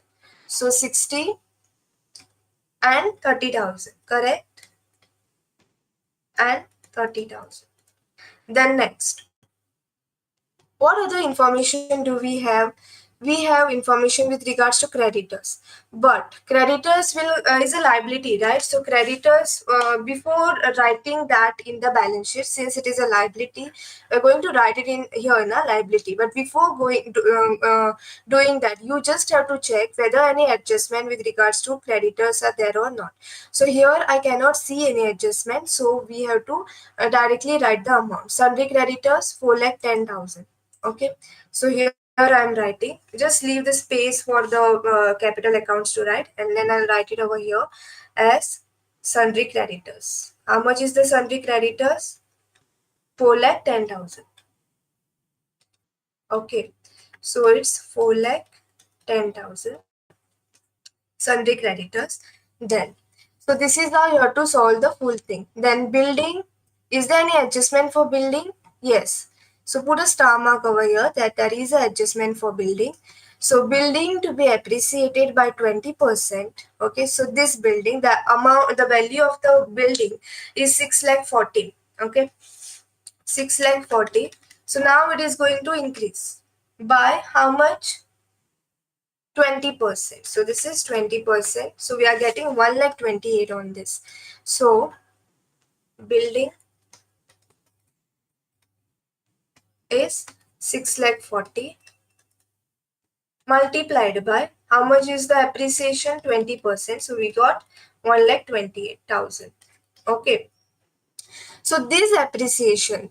So remember that whenever there is an appreciation and we have to prepare the account. So first there is since this is the adjustment what they have given, remember that there will be always two effects for each and every adjustment. Okay, so first building will go in here on the asset side, building, and the amount is how much? 6,40,000. Then add appreciation. How much is the appreciation? Appreciation is 1,28,000. So you just add it. So how much will got? 7,68,000 is our building. But our building is appreciated by how much? It is appreciated by 1,28,000 now. So, and we prepare a revaluation account also. So in revaluation account, we write down appreciation and depreciation amount. So here we basically write down the increase and decrease in the value. Okay, increase and decrease value. So increase and decrease value. So here you are going to write down decrease in value of the asset. DAIL, decrease in value of the asset, and here you are going to write down increase in value of asset.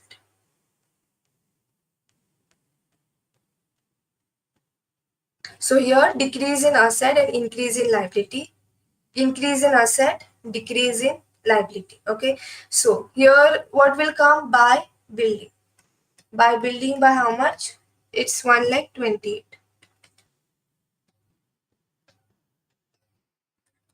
Okay. So by building 1,28,000, then next machinery. Machinery to be depreciated by 10%. So they told us that machinery, there is a depreciation. So there is a decrease in the value of the asset. But depreciation, uh,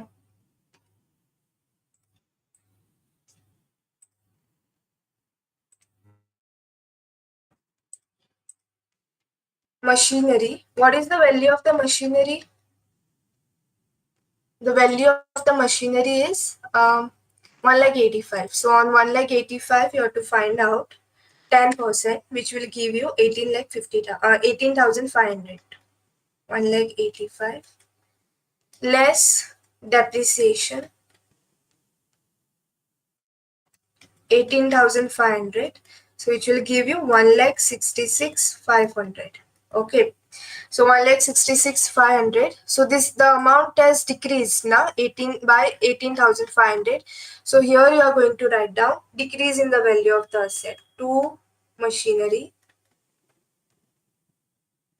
18,500. Decrease in the value of the asset is 18,500. Okay, then the next investment. Investment is 1,59,000, and they have given nothing about, no more adjustment about investments. Only one investment we have, which is of 1,59,000.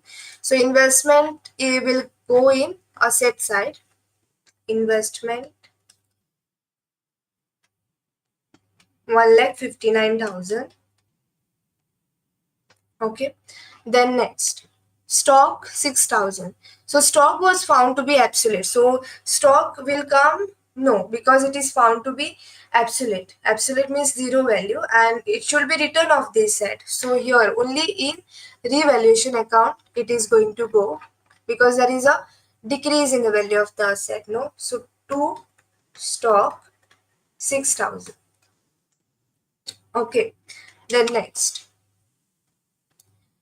debtors 3,30,000, and the actual what they have given a provision for 5% for bad and doubtful debts was to be maintained.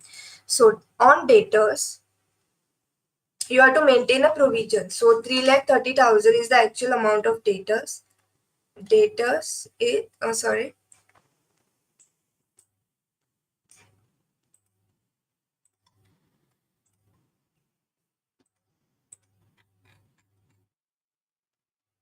debtors will go in asset side of your balance sheet. So 3,30,000 is the actual amount of debtors. Then you have to make provision. So less provision. How much is the provision? 3,30,000 multiplied by 5%. 5% they told now. So 3,30,000 multiplied by 5%, which will give you 16,500. So you have to minus it. So 3,13,500. Okay. So provision also amount, this amount also you have to take on this side. Okay. So as to provision on bad and doubtful debt 16,500. Okay. Next, any other information is left? We did debtors, then cash at bank. Where cash amount will come? Here on asset side. So right now, since we are solving with the premium method, you have to add goodwill, you have to add the capital amount also, okay, to that cash amount. So 1,80,000, I'll write it in the inner column, 1,80,000. Okay, because here we have to add more stuff to this. Okay, cash at bank. Now, so we solve the trial balance. The another information we have is with regards to Yash brought rupees 2,90,000 as his capital. So the capital of Yash is how much? We only took the capital of Divya and Sia now, but capital of Yash is left now. So Yash capital is by bank 2,90,000. Okay, then What other information they have given? 75,000 as his share of premium in cash. So 75,000 multiplied by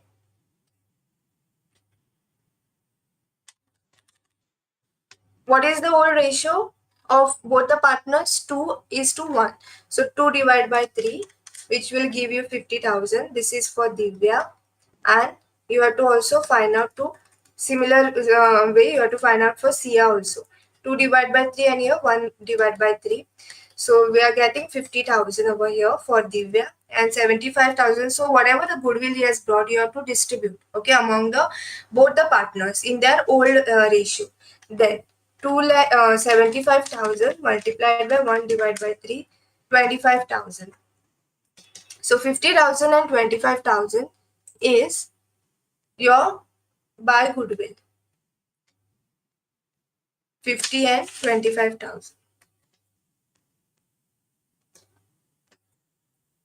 Then next is any other information do we have with regards to goodwill or everything we do. So now the step is you have to calculate both the amount. So your building we got as 1,28,000. There are no more information with regards to revaluation account. Then here is how much? 18,500 plus 6,000 plus 16,500 will give you 87,000. So this amount, so 18,500 plus 6,000 plus 16,500, this will give you how much? Okay, I'll just do it over here.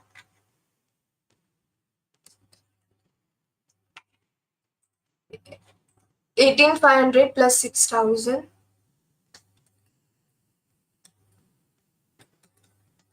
This will give you 41,000, and this you have to minus from that 1,28,000 minus 41.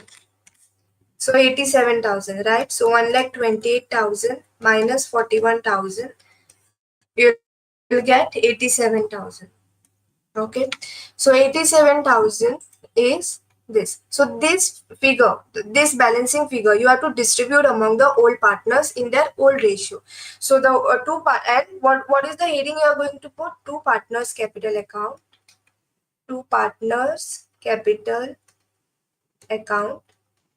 So this is Divya and Sia. So 87,000 you distribute among the in the ratio. So we are getting 58,000 and 87,000 multiplied by 2 divided by 3. So 58,000. And then I'm getting 87,000 multiplied by 1 divided by 3. I'm getting 29,000.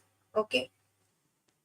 So this amount, you have to carry it forward to the partner's capital account. Okay. As what? As by revaluation account, because you have transferred it from revaluation account, no?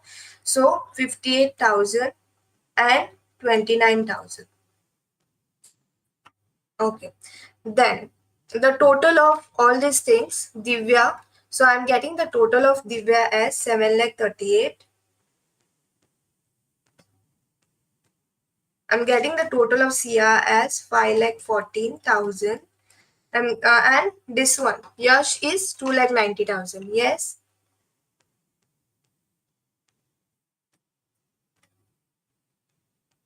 Okay. So Yash is 2,90,000. Then,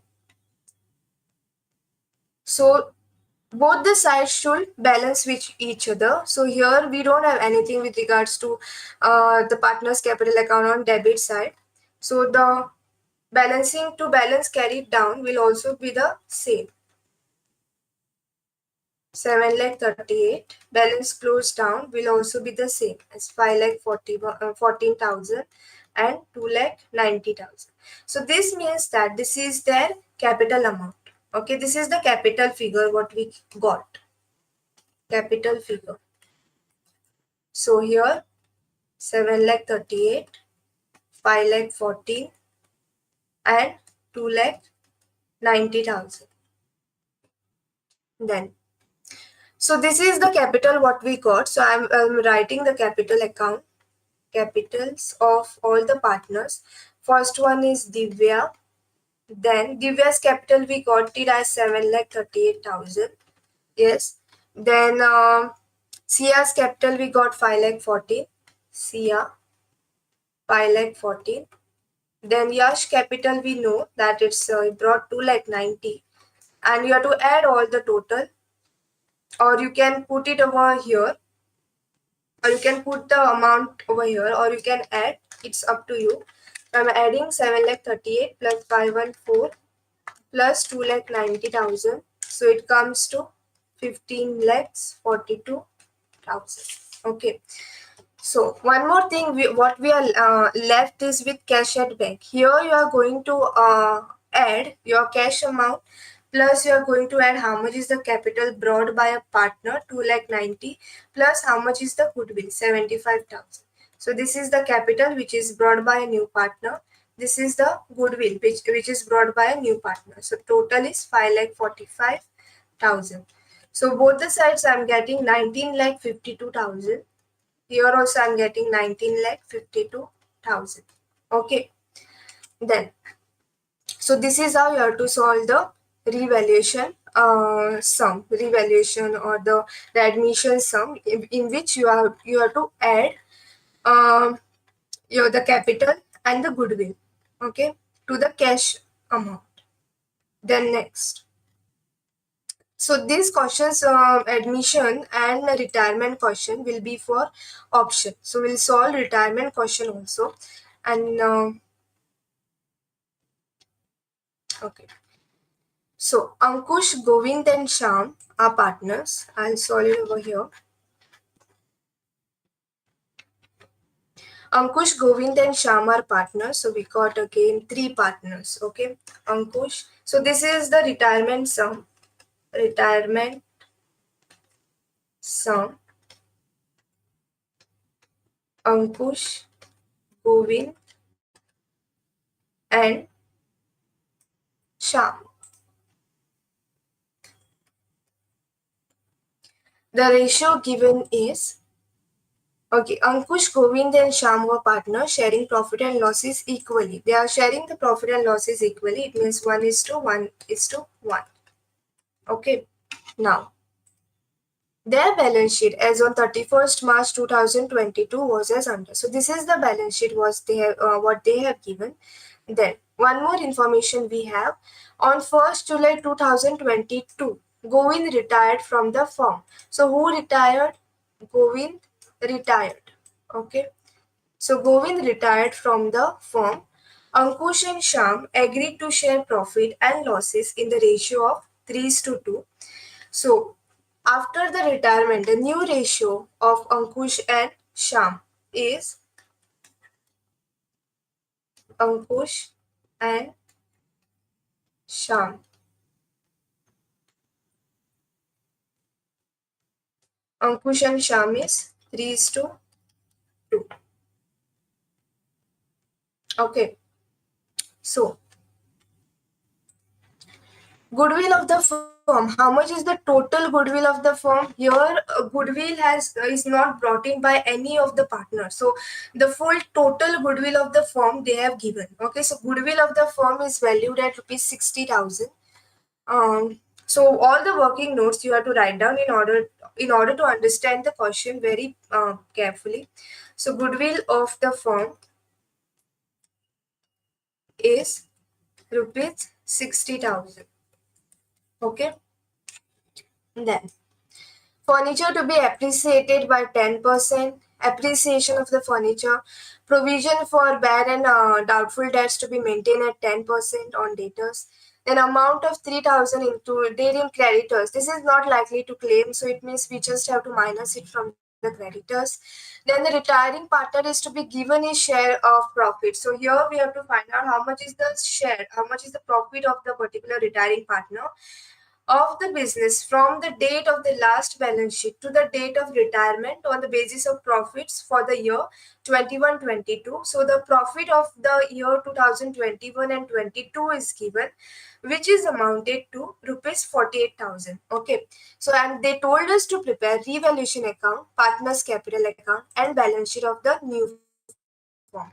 So but this is according to the retirement, okay, because here a partner has retired, okay.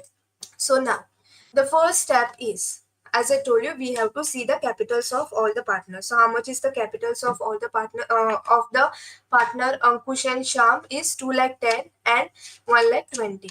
Okay, so here we have to write down in partners capital account as by balance brought down, by balance brought down 2 lakh.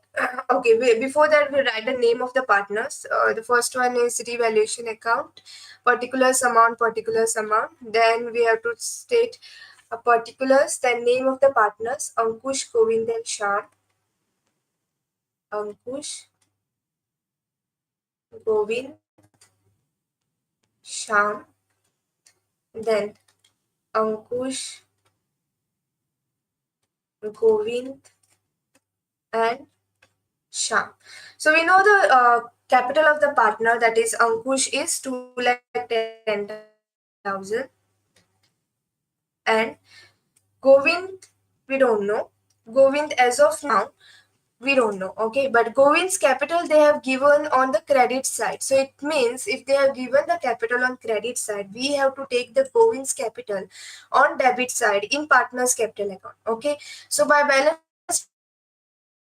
brought down, Ankush is 2,10,000, then Sham is 1,20,000. Okay, then okay, we'll see the capital of Govind also 55,000, but we have to write down on this side because it is given on credit side. Okay, so to balance brought down, whose balance it is? It is of Govind. So how much it is? 55,000. Okay, then next. So with regards to capital, we are done. Okay, we took the capital in the partner's capital account. Then similarly, we have to find out with regards to general reserve, how we distribute the general reserve in the ratio. Okay, so by general reserve. So ratio, now which ratio are we going to take? We are going to take the old ratio, or we are going to take the new ratio. We have to take the old ratio, okay, because from in the additional information it is given that later on they are following this ratio 3:2 after the retirement of Covid. But general reserve we have to distribute in the old ratio, understood? So we have to take what is the general reserve? 87,000. So 87,000 multiplied by 1 divided by 3, which will give us 29,000. So general reserve, just writing general reserve 87,000 multiplied by, this is for all the three partners. I'm writing the name A, G and Sham. Okay, Ankush, Govind and Sham. 87 divided by 1 upon 3, so which comes 29. Since the ratio is equal, for Govind also it will be same 1 upon 3. Then Sham also it will be same 1 upon 3. General reserve is 29,000 for all the three partners. Okay, so now here by general reserve, by general reserve 29,000, 29,000 and 29,000. Okay, what other information do we have? Creditors 95,000, and we have to check whether there is a, yes, there is an adjustment with regards to creditors. An amount of 3,000 included in creditors is not likely to be claimed. Okay, so creditors actual amount is 95. Okay, and where does the creditor will come? Creditor will come in liability side. Yes, so here we'll do the liability side first. Okay. I'll just prepare balance sheet format over this side, over here. Okay. So format of balance sheet, liabilities amount, asset amount.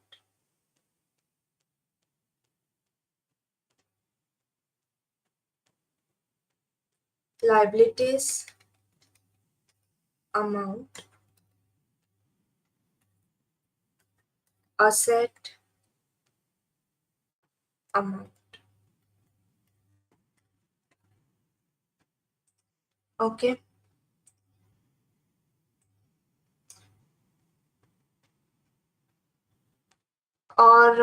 Yeah. So creditors, I'm just leaving the space for capital. Creditors amount is 95,000. Then it's not likely to claim. So we have to minus. So not likely to claim less creditors not likely to claim is 3,000. So what is the amount we are getting is 92,000. Okay, so this 92,000 we are getting in the balance sheet. So balance sheet of the new firm, no? Wherein only two partners are there in the new firm. That is Ankush and Sham because Govind is retired. Okay, then next. Okay, here. So by balance brought down, then by general reserve, 2,29,000. Then the next is building. Building, with regards to that, they have told any information is given with regards to building? No. So building is 2,50,000. What you are going to take directly in the asset part.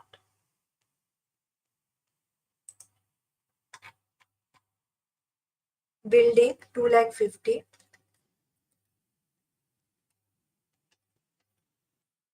Okay. Then creditors which was not likely to claim, you are going to take on the revaluation account here.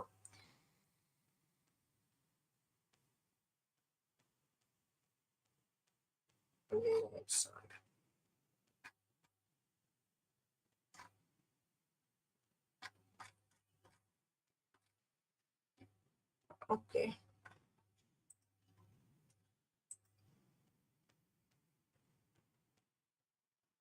So I'll solve the revaluation account over here.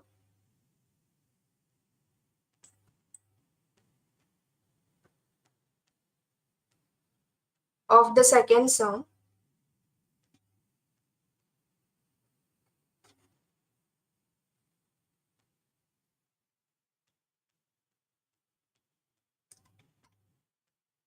Okay. So here, how much is the creditors which are not likely to claim? So it means this is decrease in the value of the liability now. So here we have to take. So by creditors, 3,000. Okay. Then also we took creditors over here.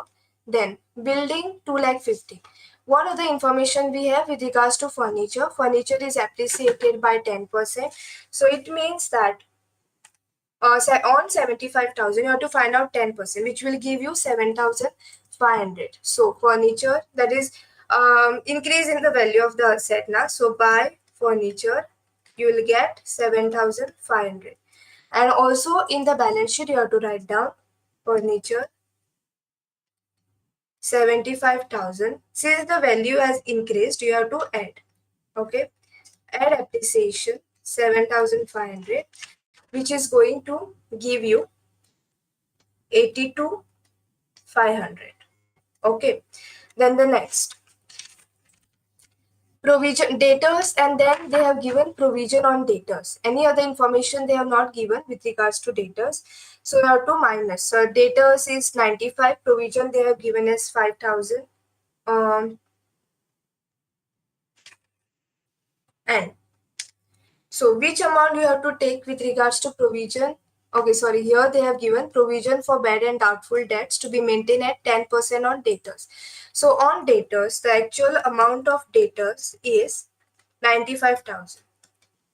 You should not take the uh, net amount. You have to take the gross amount over here. Okay. So 95,000 is the debtors what we got. 95,000 less what you are going to do. You have to find out provision, no?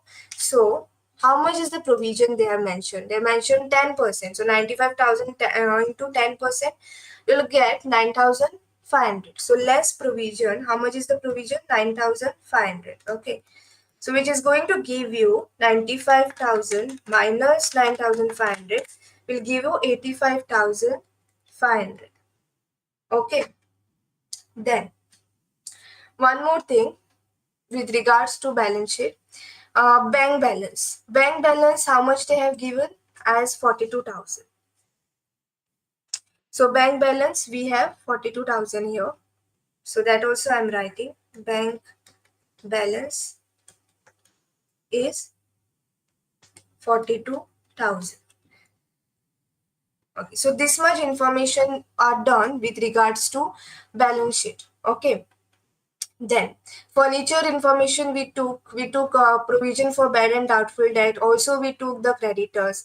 Okay, but what is remaining is goodwill of the firm. Goodwill of the firm, how much it is valued at? They told it is valued at 60,000. So here, while preparing the partners capital account, here I have prepared the partners capital account with regards to this Ankush, Govind and Shah. So goodwill of the firm, how much they have mentioned as 60,000. So 60,000 multiplied by divide by 3.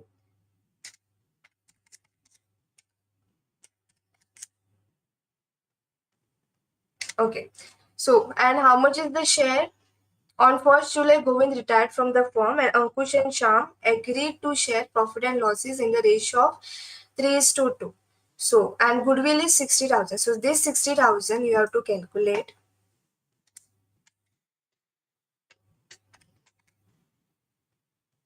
So, here you are getting 16,000, 4,000 and 16,000 and 4,000. Okay.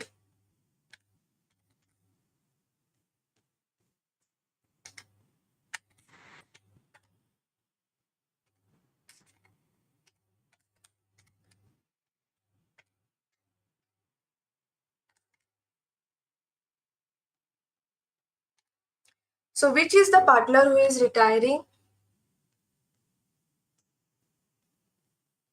Govind is retiring. Okay. And 60,000 is the goodwill of the firm.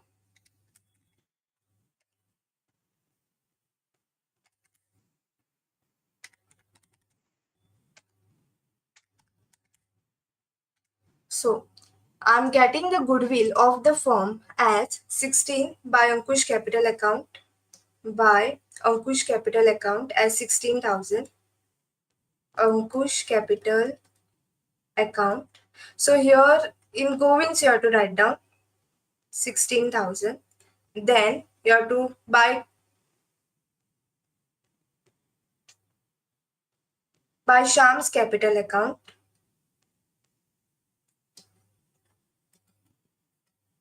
4,000. And then the same thing you have to transfer it to the next debit side of the partner's capital account as to Govind's capital account. Okay, to Govind capital account. So how much I got? 16 and 16,000. You have to write down under the head Ankush, and then you have to write down here 4,000. So this is the capital what I got with regards to both the partners Ankush and Sham. Then next, one more question is left, that is the retiring partner is to be given his share of profit. And what is the profit they have given? They have given it as 48,000.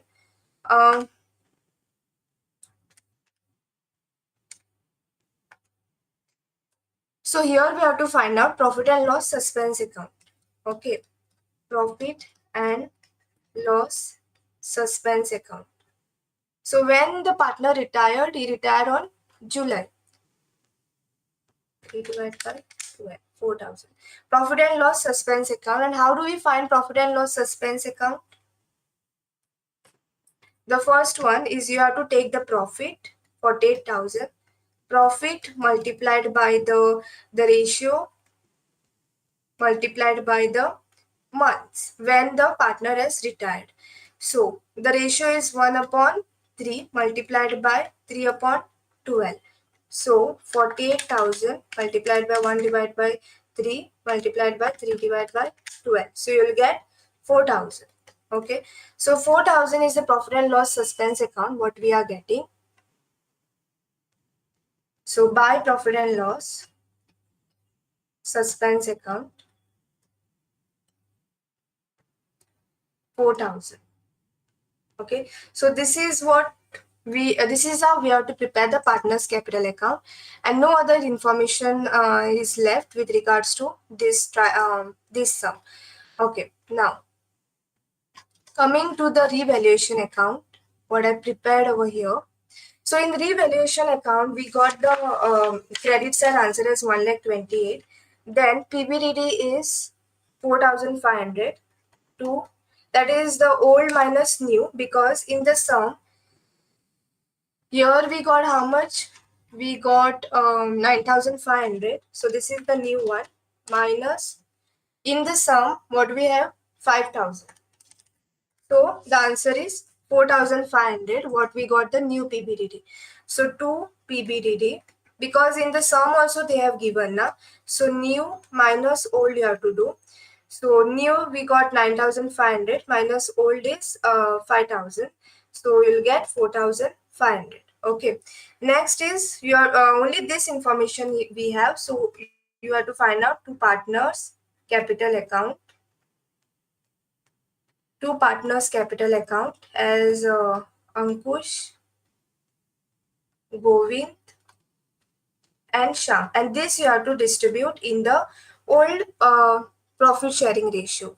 So I'm getting it as 6,000. So here 2,000, 2,000, and 2,000. Okay, so the total is 1 lakh. Sorry, total is, oh my god, 10,500. Okay, 10,500. Here also 10,500. Okay, that is 7,500 plus 3,000, 10,500. Okay. Now this amount, whatever the ratio we got, you have to transfer this to partners capital account. Okay, so now partners capital account, here I have prepared. So on debit side you got the answer. Now you have to transfer it to credit side. So here 2,000, 2,000, and 2,000. Okay. So what is the answer? The total of all this thing I'm getting is 2,41,000, then 55,000, and 1,51,000. Then you have to find out the capital figures. So to balance, close down. So 2,41,000 minus 16,000 is 2,25,000. So 2,25,000 is the capital balances of Ankush. Then here it's same, 55,000. So 55,000. I'm not writing it over here. Then 1,51,000 minus 4,000, getting 1,47,000. Okay. So here 1,51,000, then 2,20,000. 2,41,000. So the capital what we got of the partners is 2,25,000, 1,47,000. So that we have to write down over here as capital. So Ankush and Sham. So Ankush capital we got it as 2,25,000, and Sham's capital we got it as 1,47,000. Okay. What else is left now? Creditors we took building, we took furniture. Then one more thing, profit and loss suspense account. How much we got profit and loss suspense account? Here we have calculated the amount. No, we got it as 4,000. So 4,000 will come over here. Okay. So the total is 4,64,000. 4,64,000. Okay. This is the balance sheet of the new firm according to this question. Retirement of a partner. Then we'll move to Anthony and Satara partners, and we'll move to revaluation, partners capital, and this is realization, not revaluation. This is dissolution part. So dissolution chapter. Now what they have given over here, let me just wipe off this sum now.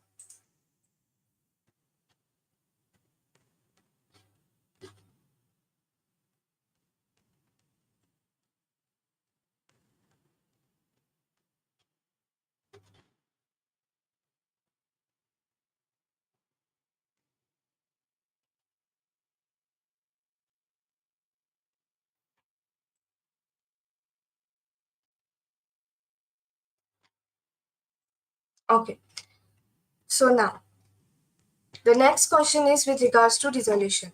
Anthony and Sathar are partners in a firm sharing profit and losses in the ratio of 3:2 respectively. Their balance sheet as on 31st March 2023 was as under. So liabilities is given and asset and some additional information they are given. So whenever we are preparing the dissolution sum, we have to take into consideration this account. So this account we have to prepare side by side. First one is realization account. Second one is partners capital account. Then bank or cash account. Okay. Now, the thing is, so capital accounts, we'll solve the liability first. Okay. We'll solve the liability part first. So here in the liability part, so capital accounts, first we have to take capital of the partners, where the capital of the partner will go Anthony and Sathar. Okay, Anthony and Sathar will go in partners capital account. So how much is the capital of Anthony and Sathar? So I'm writing down the name Anthony and Sathar. Okay, so by balance brought down. This is the partners capital. What is the partners capital they have given? 10,20,000 and 8 lakh. So 10,20,000, 8 lakh.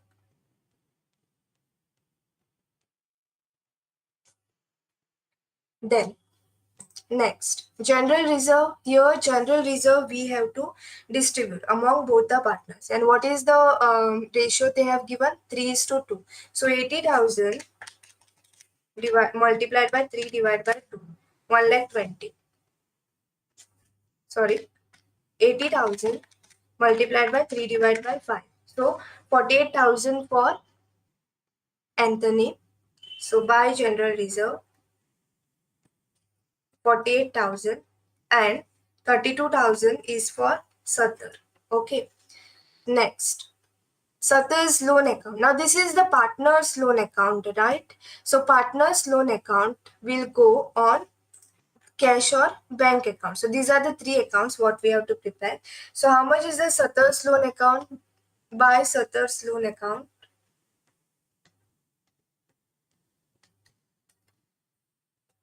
is 50,000. Okay, so Sathar's loan account is 50,000. Then creditors. Creditors, here we have to check whether any additional information they have given or not. Okay, so on the above date, the firm was dissolved and the following information is available. Asset realized is as follows. Building realized at 10,50,000. Then vehicle realized 10% less than the book value. Investment was sold for loss of 5% and debtors realized 60,000. So here for creditors, creditors for 5,000 were untraceable and the remaining were paid at a discount of 8,250. So creditors of 5,000 were untraceable. So we have to minus 75,000 from this 5,000. Okay, so creditors where you are going to put here in realization account we have to show. So let me do the adjustment for 75,000. 5,000 they are telling that it is untraceable, so we got 70,000. Okay, and the remaining were paid at a discount of 8,250. Okay, but before going to all these things, dissolution expenses were paid by a partner at 8,000. Before this, we have to do the realization account first. Now, how do we prepare realization account? Always remember that we take sundry liabilities over here by sundry on liabilities on credit side by sundry liabilities and to sundry asset.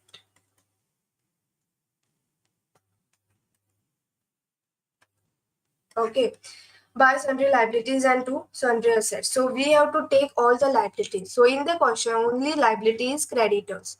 So creditors here we have to take. Okay, then we have to check how many assets are given. Building, vehicle, investment, furniture, goodwill. Goodwill here we have to treat as a normal asset. Okay, so building, vehicle, investment, furniture, goodwill we have to take over here. Okay, then debtors and bills receivable. Yes, okay. So I'm writing over here goodwill, and also I'm writing down the amount side by side. So first one is building. They have given us 10,30,000. Then they have given vehicle as 5,10,000. Then they have given investment as 1,80,000. Furniture 40,000. Then goodwill I'm writing over here as 20,000. Then debtors they have given as 80,000. Bills receivable they have given as 55,000. So the total of all these things comes to 19,15,000. Okay. Then debtors, which amount will take the gross amount and not the net amount. Okay, this provision whatever is there, that you have to take, that you have to show as a separate provision. Okay, so it will come in by provision for bad and doubtful debt as 5,000. And how much creditors we got? We got the creditor amount as 75,000. Right now you do not have to realize anything. You just have to put all the asset and liabilities first, and provision amount of debtors you have to show it separately. Okay, now you have to move to the adjustment and you have to write down, see when you will be paying off the liabilities now. So this will come on by sundry liabilities on credit side. So now it is going to go on debit side. So to bank account, but how you are going to pay it, by bank or cash? So that's why we have to put your bank account creditors. So now they told us that 75,000 were the total amount, 5,000 were untraceable.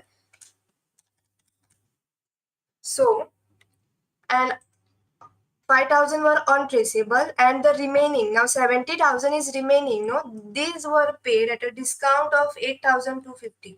So less you have to minus 70,000 minus 8,250, which is going to give you 61,750.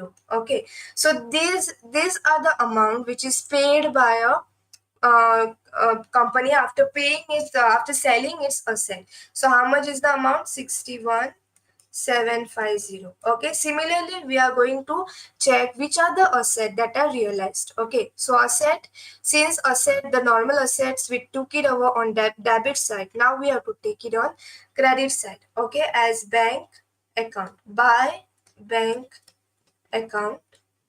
So which are the assets that are realized, that we have to check. Building is realized at 10,50,000. So building, we have to write down the amount because that amount is given directly, 10,50,000. Then they gave us vehicle realized 10% less than the book value. Okay, now what is the actual value of the vehicle? 5,10,000 multiplied by 10%, 51,000. So 5,10,000 minus 51,000. So which is going to give us 4,59,000. One more time I'm going to show. Actual amount of vehicle is how much? 5,10,000. Okay. So 5,10,000. Now this 5,10,000 vehicle realized at 10% less than the book value. So on 5,10,000 you have to find out 10%. So it is going to give you 51,000. Yes. So 5,10,000 minus 51,000 is going to give you 4,59,000. So this 4,59,000 is what is the amount of a vehicle which is realized, okay, where your asset is realized at this value 4,59,000. What other information we have? We have investment was sold for loss of 5%. Investment, how much is the actual value of the investment? 1,80,000. This was sold at a loss, so 1,80,000 at 5% multiplied by 5%. So it is 1,71,000. So it's like investment were, the total value of the investment were 1,80,000 multiplied by 5%. Okay, so whatever the value you are getting, so 1,80,000 multiplied by 5%, you will get 9,000. So this you have to minus. So 1,80,000 minus 9,000, you will get 1,71,000. Okay, so this 1,71,000 is the investment which is realized at this value. Okay, investment 1,71,000. Then debtors. Debtors realizes 60,000 direct amount they have given of with regards to debtors, that's 60,000. And the total of all these things comes to 17,40,000. Okay, then next, Anthony took away furniture for 20,000 and Sutter took bills receivable for 40,000. Partners taking away any asset. So any asset taken by a partner is going to come on this side. So by Anthony's capital, furniture, in bracket you have to write down, that is 20,000. And also Sutter's capital. Sutter took away bills receivable. So by Sutter's capital, this is bills receivable, right? So this is 40,000. Then what other information we have? Creditors we did. Then Anthony settled an unrecorded liability of 10,000. So Anthony's settled. So unrecorded liability to Anthony capital account. So liability come on this side and your asset, whatever the asset taken over by a partner, comes on credit side. So to Anthony's capital account 10,000. Then what other information we have is resolution expenses paid by Sutter. So to Sutter's capital account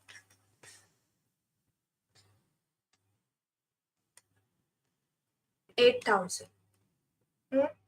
So these are the resolution expenses paid by a partner. So now only this information we have with regards to realization account. So now we have to check which side is heavier and which side will get the balancing figure. So this side we are getting 19,94,750 and this side we are getting after minusing we are getting 1,14,750. So this you have to distribute among the old ratio. So this amount, whatever you will get, you have to transfer in by partner's capital account. First one is Anthony and then Sutter. So Anthony is 68,850. Sutter is 45,900. Okay. So the total amount 19,94,750. Okay. So this is with regards to realization account. Then the second one, we have to check partners capital account. Now some of the liabilities or some of the asset is paid by partners, right? So that the same thing we have to take it over here. So furniture, here Anthony paid for furniture. So 20,000. So here I'm writing down the name Anthony and Sutter. Okay. So since we are transferring that amount from realization account, we have to take realization. Okay. Realization. Then, so this is 20,000 So Anthony. Then again bills receivable. So two realization account. How much bills receivable? 40,000 by Satar. Then again we have to check anything which is transferred to capital account is this amount balancing figure 68,850. So to realization account we are getting loss.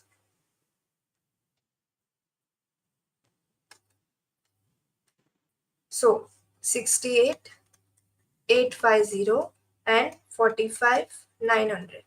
Okay, so this is the loss what we got, that only we have transferred it to partners capital account. Next thing is to Anthony's capital account, unrecorded liability was settled na by Anthony, so that's why here we have to take by realization account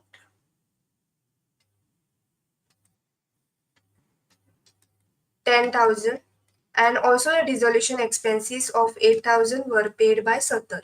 Okay, so only this much you have to take. Then you have to total, and what total I'm getting is 10 lakh 78 and 8 lakh 40,000. Okay, and here, so this side, your debit side is less. So you have to find out the balancing figure, and whatever the balancing figure you are getting, that you have to transfer it to the next account, that is bank or cash account. Okay, now here they told us bank account. So here which name will come? Only bank account name will come and cash account name will not come. Sometimes they will tell you to prepare cash account. So that time cash account name you have to put. Okay. So now here I am getting the balancing figure as to bank account as 9 lakh 89 150 and 7 lakh 54 100. So this amount I am going to transfer. Since this amount came on debit side, you have to transfer it on credit side. Okay, so by partners capital account, um, Anthony and Satar. So Anthony's is 9 lakh 89 150. Satar is 7 lakh 54 100. Okay, then any other information is left? Yes. So here bank balance is 1,15,000. This also we have to take under this bank or cash account, because now since where you are going to take this, we have to take it on debit side. Now here it came on credit side, so now we are going to transfer it on debit side to balance brought down as 1,15,000. Then also we have to take how many assets are realized. So since whatever the asset are realized, we put the heading as bank account. Okay, yes, we put the heading as bank account, right? So bank account, here asset we have, that is 17 lakh 40,000. Since this is on credit side, we are going to put on the debit side of bank account. Okay, so what is the heading we are going to put? Since we are transferring this from realization account, we have to put to realization account. Now, and in the bracket, you have to write down asset realized. So this is what your asset realized. And how much asset are realized? 17 lakh 40,000. So this means that this much amount of asset they have sold. Then next, one more thing we have to write down is with regards to your liabilities. How many liability did we pay? We only pay the creditors, no? And then whatever the liability is, unrecorded liability were there, it is paid by a partner. Dissolution expenses were also paid by another partner. So only this liability we have 61,750. So here we have to write down by realization account. Since we are transferring it from debit side, you have to take on credit side by realization account 61,750, and then both the amount you have to tally.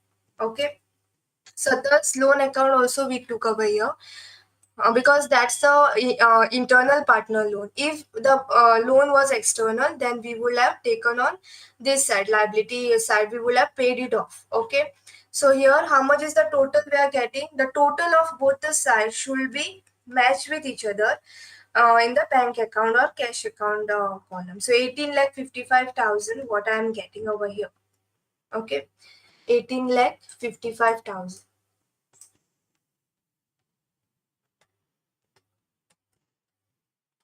Okay, now the next is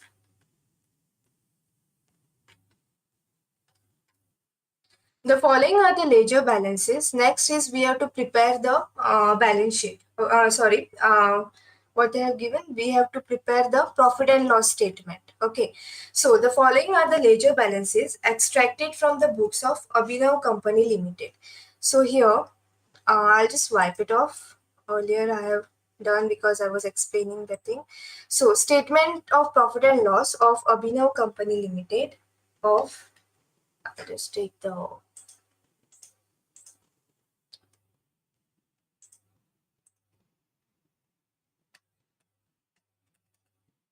Abhinav Company Limited as on 31st March. What is the question? As on 31st March 2023. Okay. So as on 31st March 2023. Okay. So the first thing what they have given is opening inventory, purchases, sales, provision for tax. Then the thing is we have to mark all the items first, where all the items are going to go, that we have to mark. So this opening inventory and the closing inventory, this will go in your this head, that is changes in inventory. And what is the formula for changes in inventory?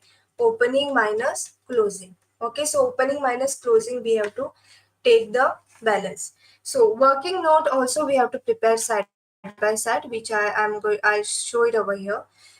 So working note will solve first. Working note with regards to changes in inventory.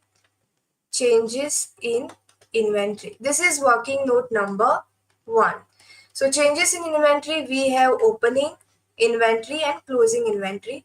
What is the amount? 1,35,000 and 90,000. 90,500. So you just have to minus the closing inventory. So less. So how much is the amount? 1,35,000 minus 90,500. So 44,500 is the amount what we are getting. So that we have to write down as working note number 1. So here it is going to go 1. And how much is the amount we are getting? 44,500. Okay. Then next. Purchases, this will come in purchases of stock in trade. So purchases 3,05,000. So that is 3,05,000. Okay. Next is sales.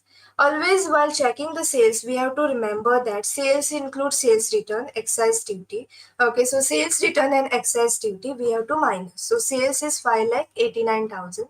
So here there is no more adjustment with regards to sales. So we are only going to take 5,89,000. Then next is provision for tax. Where this provision for tax will come? Here at the last part. Provision for tax. They have given the amount as 12,000, which we have to minus. Okay, so provision will we always minus. This is provision for tax.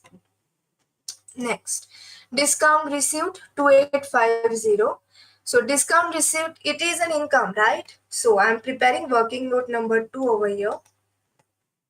So where it is going to go? Received, amount is getting received. Okay, so other income. So discount received, how much is the amount? 2850. Then any other receivables we have, that we have to check. Interest on investment, yes, 37,800. So interest on investment is also an other income. Interest on investment.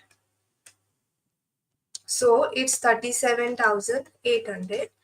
So we'll add 2850 plus 37,800, which is going to get us 40,650. So where we are going to write it as note number 2, we are going to write it over here 40,650.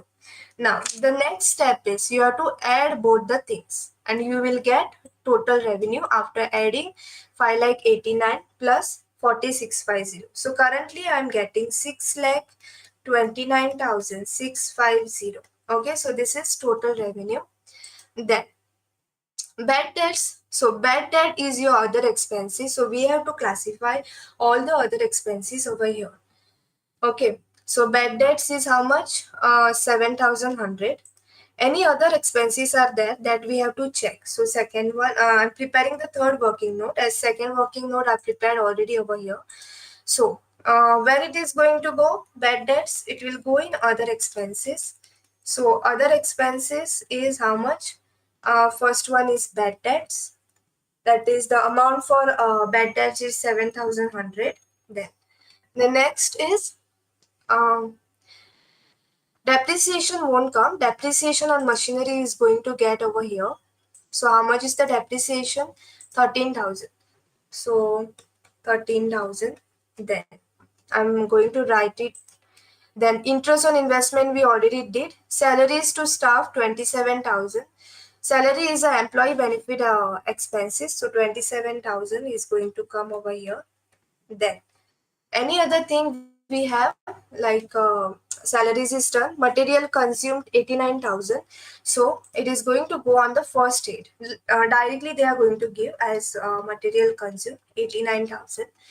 Then the next is director's remuneration is also other expense. It is not an um, employee benefit expense. Okay, so it is considered as a separate this amount. Director's remuneration. So how much is it? 11,500. So 11,500 plus 7,100, we are going to get 18,600. So it means 18,600, that is your other expenses. Working note number 3, 18,600. Working notes also are very important for the exam point of view. Okay, then next, depreciation on machinery we took, investment we took, salaries, material consumed 89,000 here we took. What else is left is interest on bank loan. Now this is interest paid now, and whatever interest is paid, that we are going to take in the finance cost 21,300. So finance cost 21,300. Okay, then closing inventory we already did, closing opening minus closing stock. Now we have to total all the expenses. So how much over the total of all the expenses I am getting is 5,18,400. So 5,18,400. Okay. Now we have to find out how much is the total revenue minus total expenses. So that's why it is given over here. It is called as profit before tax. So third minus fourth. So 6,29,650 minus 5,18,400, which is going to give us 1,11,250. 1,11,250.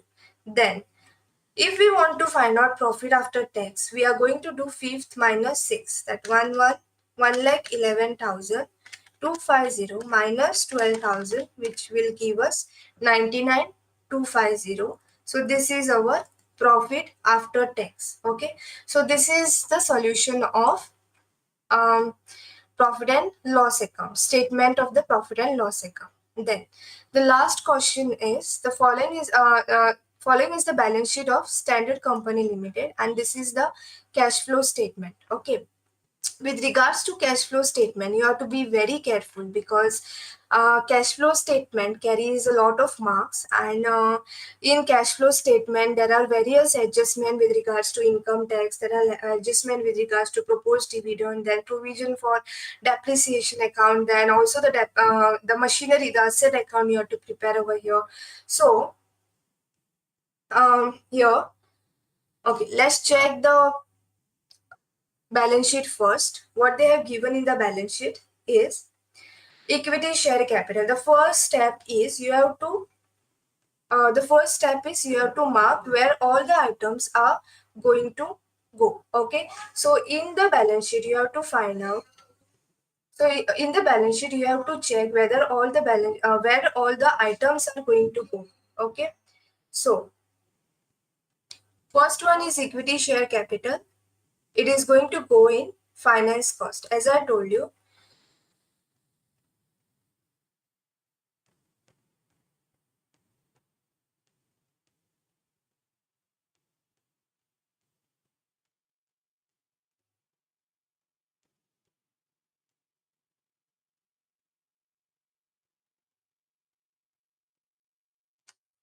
So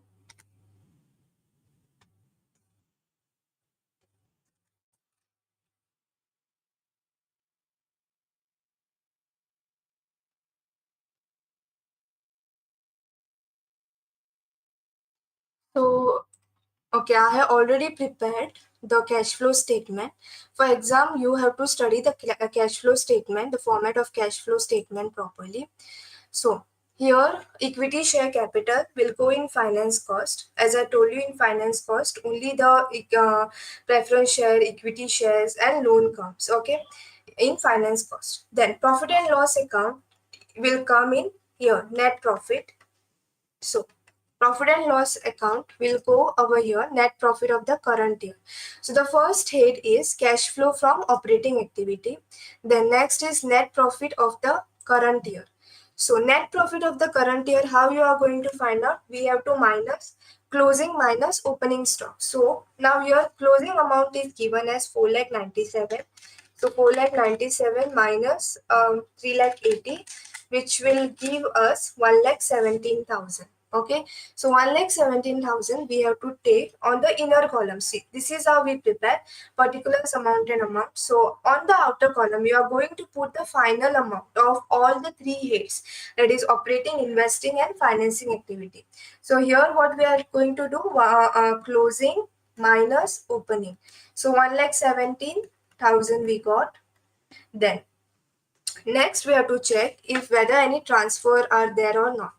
Credit, any transfers are there, then we have to check. Then creditors is what? Creditors is your current liability. So here you have to check whether your current liabilities are increasing or decreasing. And so current liability, if your current liability is increasing, then you add. If your current liability is decreasing, then you minus.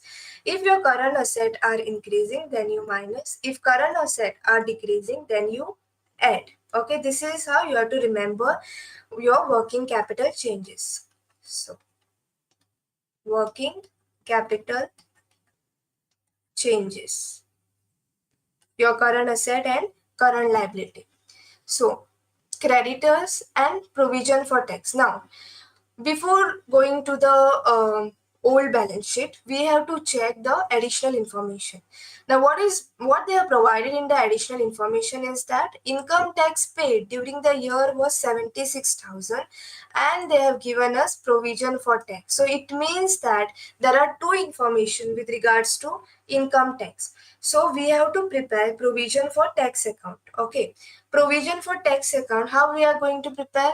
Before preparing this cash flow, you have to show the provision for tax account. Okay, so which I'll show over here on the as working note.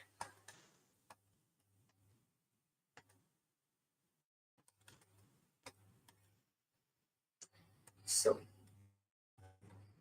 provision for tax account, provision for tax account, particulars amount.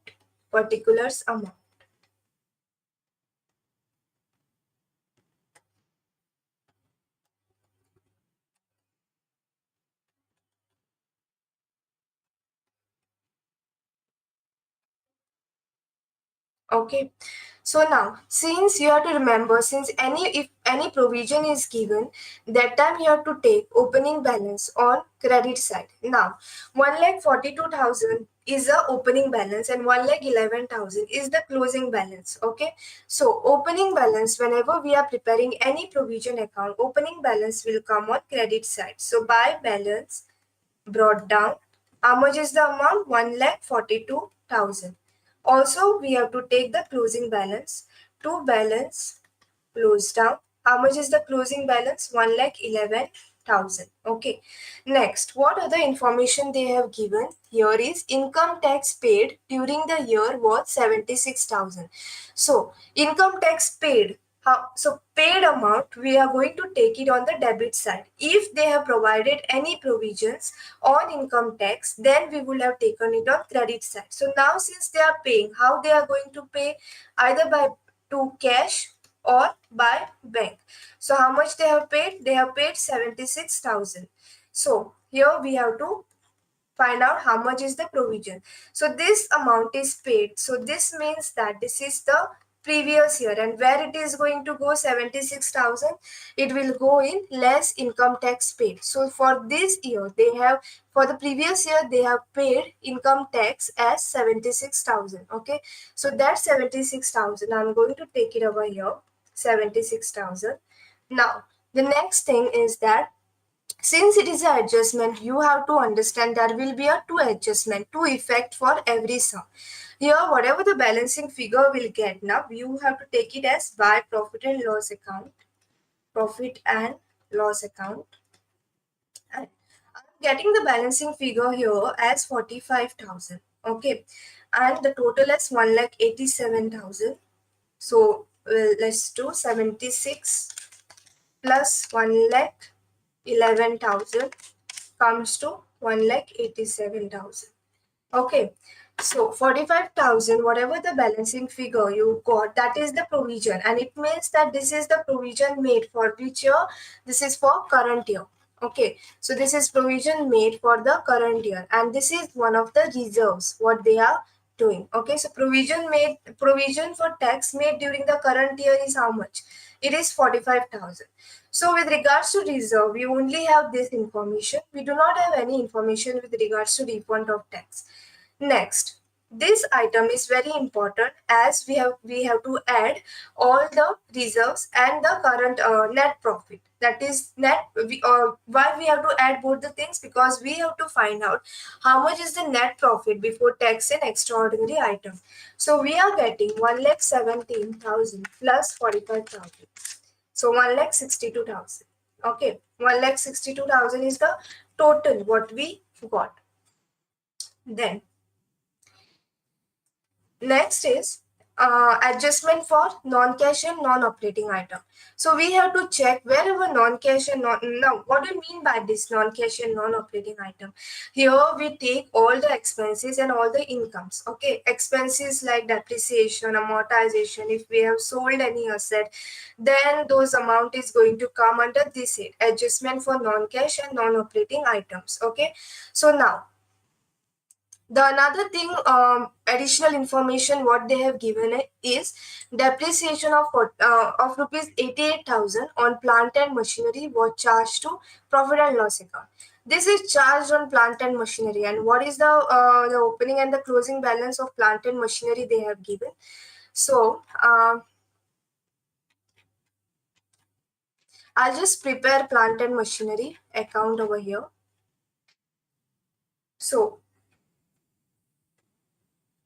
So whenever we prepare asset account, we have to take opening balance on debit side and closing balance on credit side. Okay, any plant and machinery, any asset account if we are preparing, we have to take opening on debit and closing balance on credit side. So what is the amount to balance brought down? How much is the opening amount they have given over here is 10,07,000. So it's 10,07,000, and the closing balance we have to take, we just have to do the opposite. Like for provisions we take opening balance on credit. For preparing any asset account, we have to take the opening on the debit side. Okay, so then by balance close down, how much is the balance they have given? 12,29,700. Okay, now In additional information, they have given that depreciation is of 88,000. So where does this depreciation is going to go? Here. By depreciation account 88,000. Any other information we have? No. So now whatever the balancing figure we'll get, I'll just add the both first. 12 lakh 29,700 plus 88,000. We're going to get 13 lakh 17,700. That is the total we are getting of this side. Since we do not have any information with regards to plant and machinery, we are only taking depreciation and the opening balance. Okay. So 13 lakh 17,700, and then you have to minus, you have to find out the balancing figure. Okay, you are going to minus it from 10 lakh 7,000. Yeah, so I'm getting 3 lakh 10,000.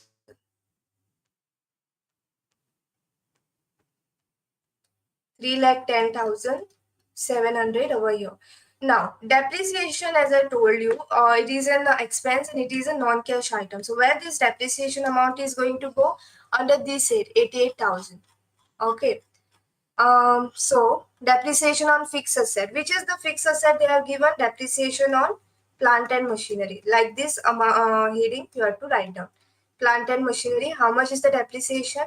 88,000. Then we do not have any other non-current asset, and we do not have any amortization. Okay, so directly we'll move to how much is the operating profit before working capital changes. So this is nothing but your addition of 1 lakh 62 plus 88,000, which will give you 2 lakh 50,000. Okay, now your working capital changes includes your current asset and current liability. So that's why you have to find out decrease or increase in current liabilities, or decrease or increase in current asset. Okay, so now before moving to that, we just saw how to prepare the machinery account. Yes, so this, whatever the balancing figure you got, 3 lakh 10,000, if you are getting the balancing figure on debit side, it means it is purchase. So two purchases. Okay, so to bank, how they are going to purchase? By bank or cash. So that's why bank. So this is purchases, and this amount you are going to take under this head, 3 lakh 10,700. So machinery you're building is a part of investing activity, right? So purchases of tangible asset, purchase of plant and machinery is your 3 lakh 10,700. Why we put it on the bracket? Because we are going to minus it. Okay, 3 lakh 10,700. Next, debtors is an asset, so we have to check whether it is increasing or decreasing. So now nothing has happened to the debtors, so we are not going to put anything on our working capital changes. It's nil. Then inventory, it is increased by 4,000. No, inventory is your asset, so 6 lakh 54 and 6 lakh 50 increased by 4,000. So increase in current asset, decrease yeah, decrease in current asset, that is by 4,000. So you are going to add, and we are going to put it on this side, decrease in current asset. In decrease, in bracket you have to write down as inventory. Okay, next, any other thing we don't have with regards to our current asset and current liability. So directly we have to find out how much is the cash generated from operation. So your operating profit amount 2 lakh 50 and 4,000 you have to add, and you will get 2 lakh 54,000. Okay, then you have to minus it from income tax paid. So 2 lakh 54 minus 76,000, you will get the net cash from or used in operating activity. So I am getting it as 1 lakh 78,000, which you have to write it on outer column. Okay, then next, B part is cash flow from investing activity. And in investing, we only got this purchase. So purchase, directly we have 3 lakh 10,700 as the negative figure. So this is our net cash from or used in investing activity, 3 lakh 10,700. Okay, then next we have to check whether any financing activity or are there or not. Yes, equity share capital. Equity share capital, what has happened to the amount? The amount has increased by how much? 2,11,000. So it means that that is a proceeds from issue of proceeds from issue of equity share capital. Here the company has tried to raise its capital, okay, by 2,11,000. That's why we have to add. So 2,11,000 here. Any other thing like dividend paid and all, we don't have that in the sum. So directly 2,11,000 will come over here, okay, in the final column, outer column. Then we have to add 1,78,000 plus 2,11,000. So 1,78,000 plus 2,11,000, and then we have to minus that negative figure, which is 3,10,700, which comes to 78,300. So this is our net increase or decrease in the cash and cash equivalent. The next part is your cash and cash equivalent, in which they have given 2,52,000 and 3,30,300. So 2,52,000 is your opening balance. So how much opening balance we have? Cash and cash equivalent in the beginning we have 2,52,000, and at the end of the year we have got 3,30,300. Okay, so if we minus both the figures, that is 2,52,000 minus 3,30,300, we'll get the same answer as what we got for net increase or decrease in cash and cash equivalent, that is 78,300. Okay, so you have to find out whether your answer is correct or not. You have to find out by minusing this difference. Okay, so this we are getting 78,300. Okay, so this is how we are finished with the model paper of Goa Board. So in which they will tell you to prepare a cash flow statement, plant and machinery, provision for tax account according to this sum. Okay, and this is how you have to solve the full statement. And here you have to write down cash flow statement of Standard Company Limited here as on 31st March 2023.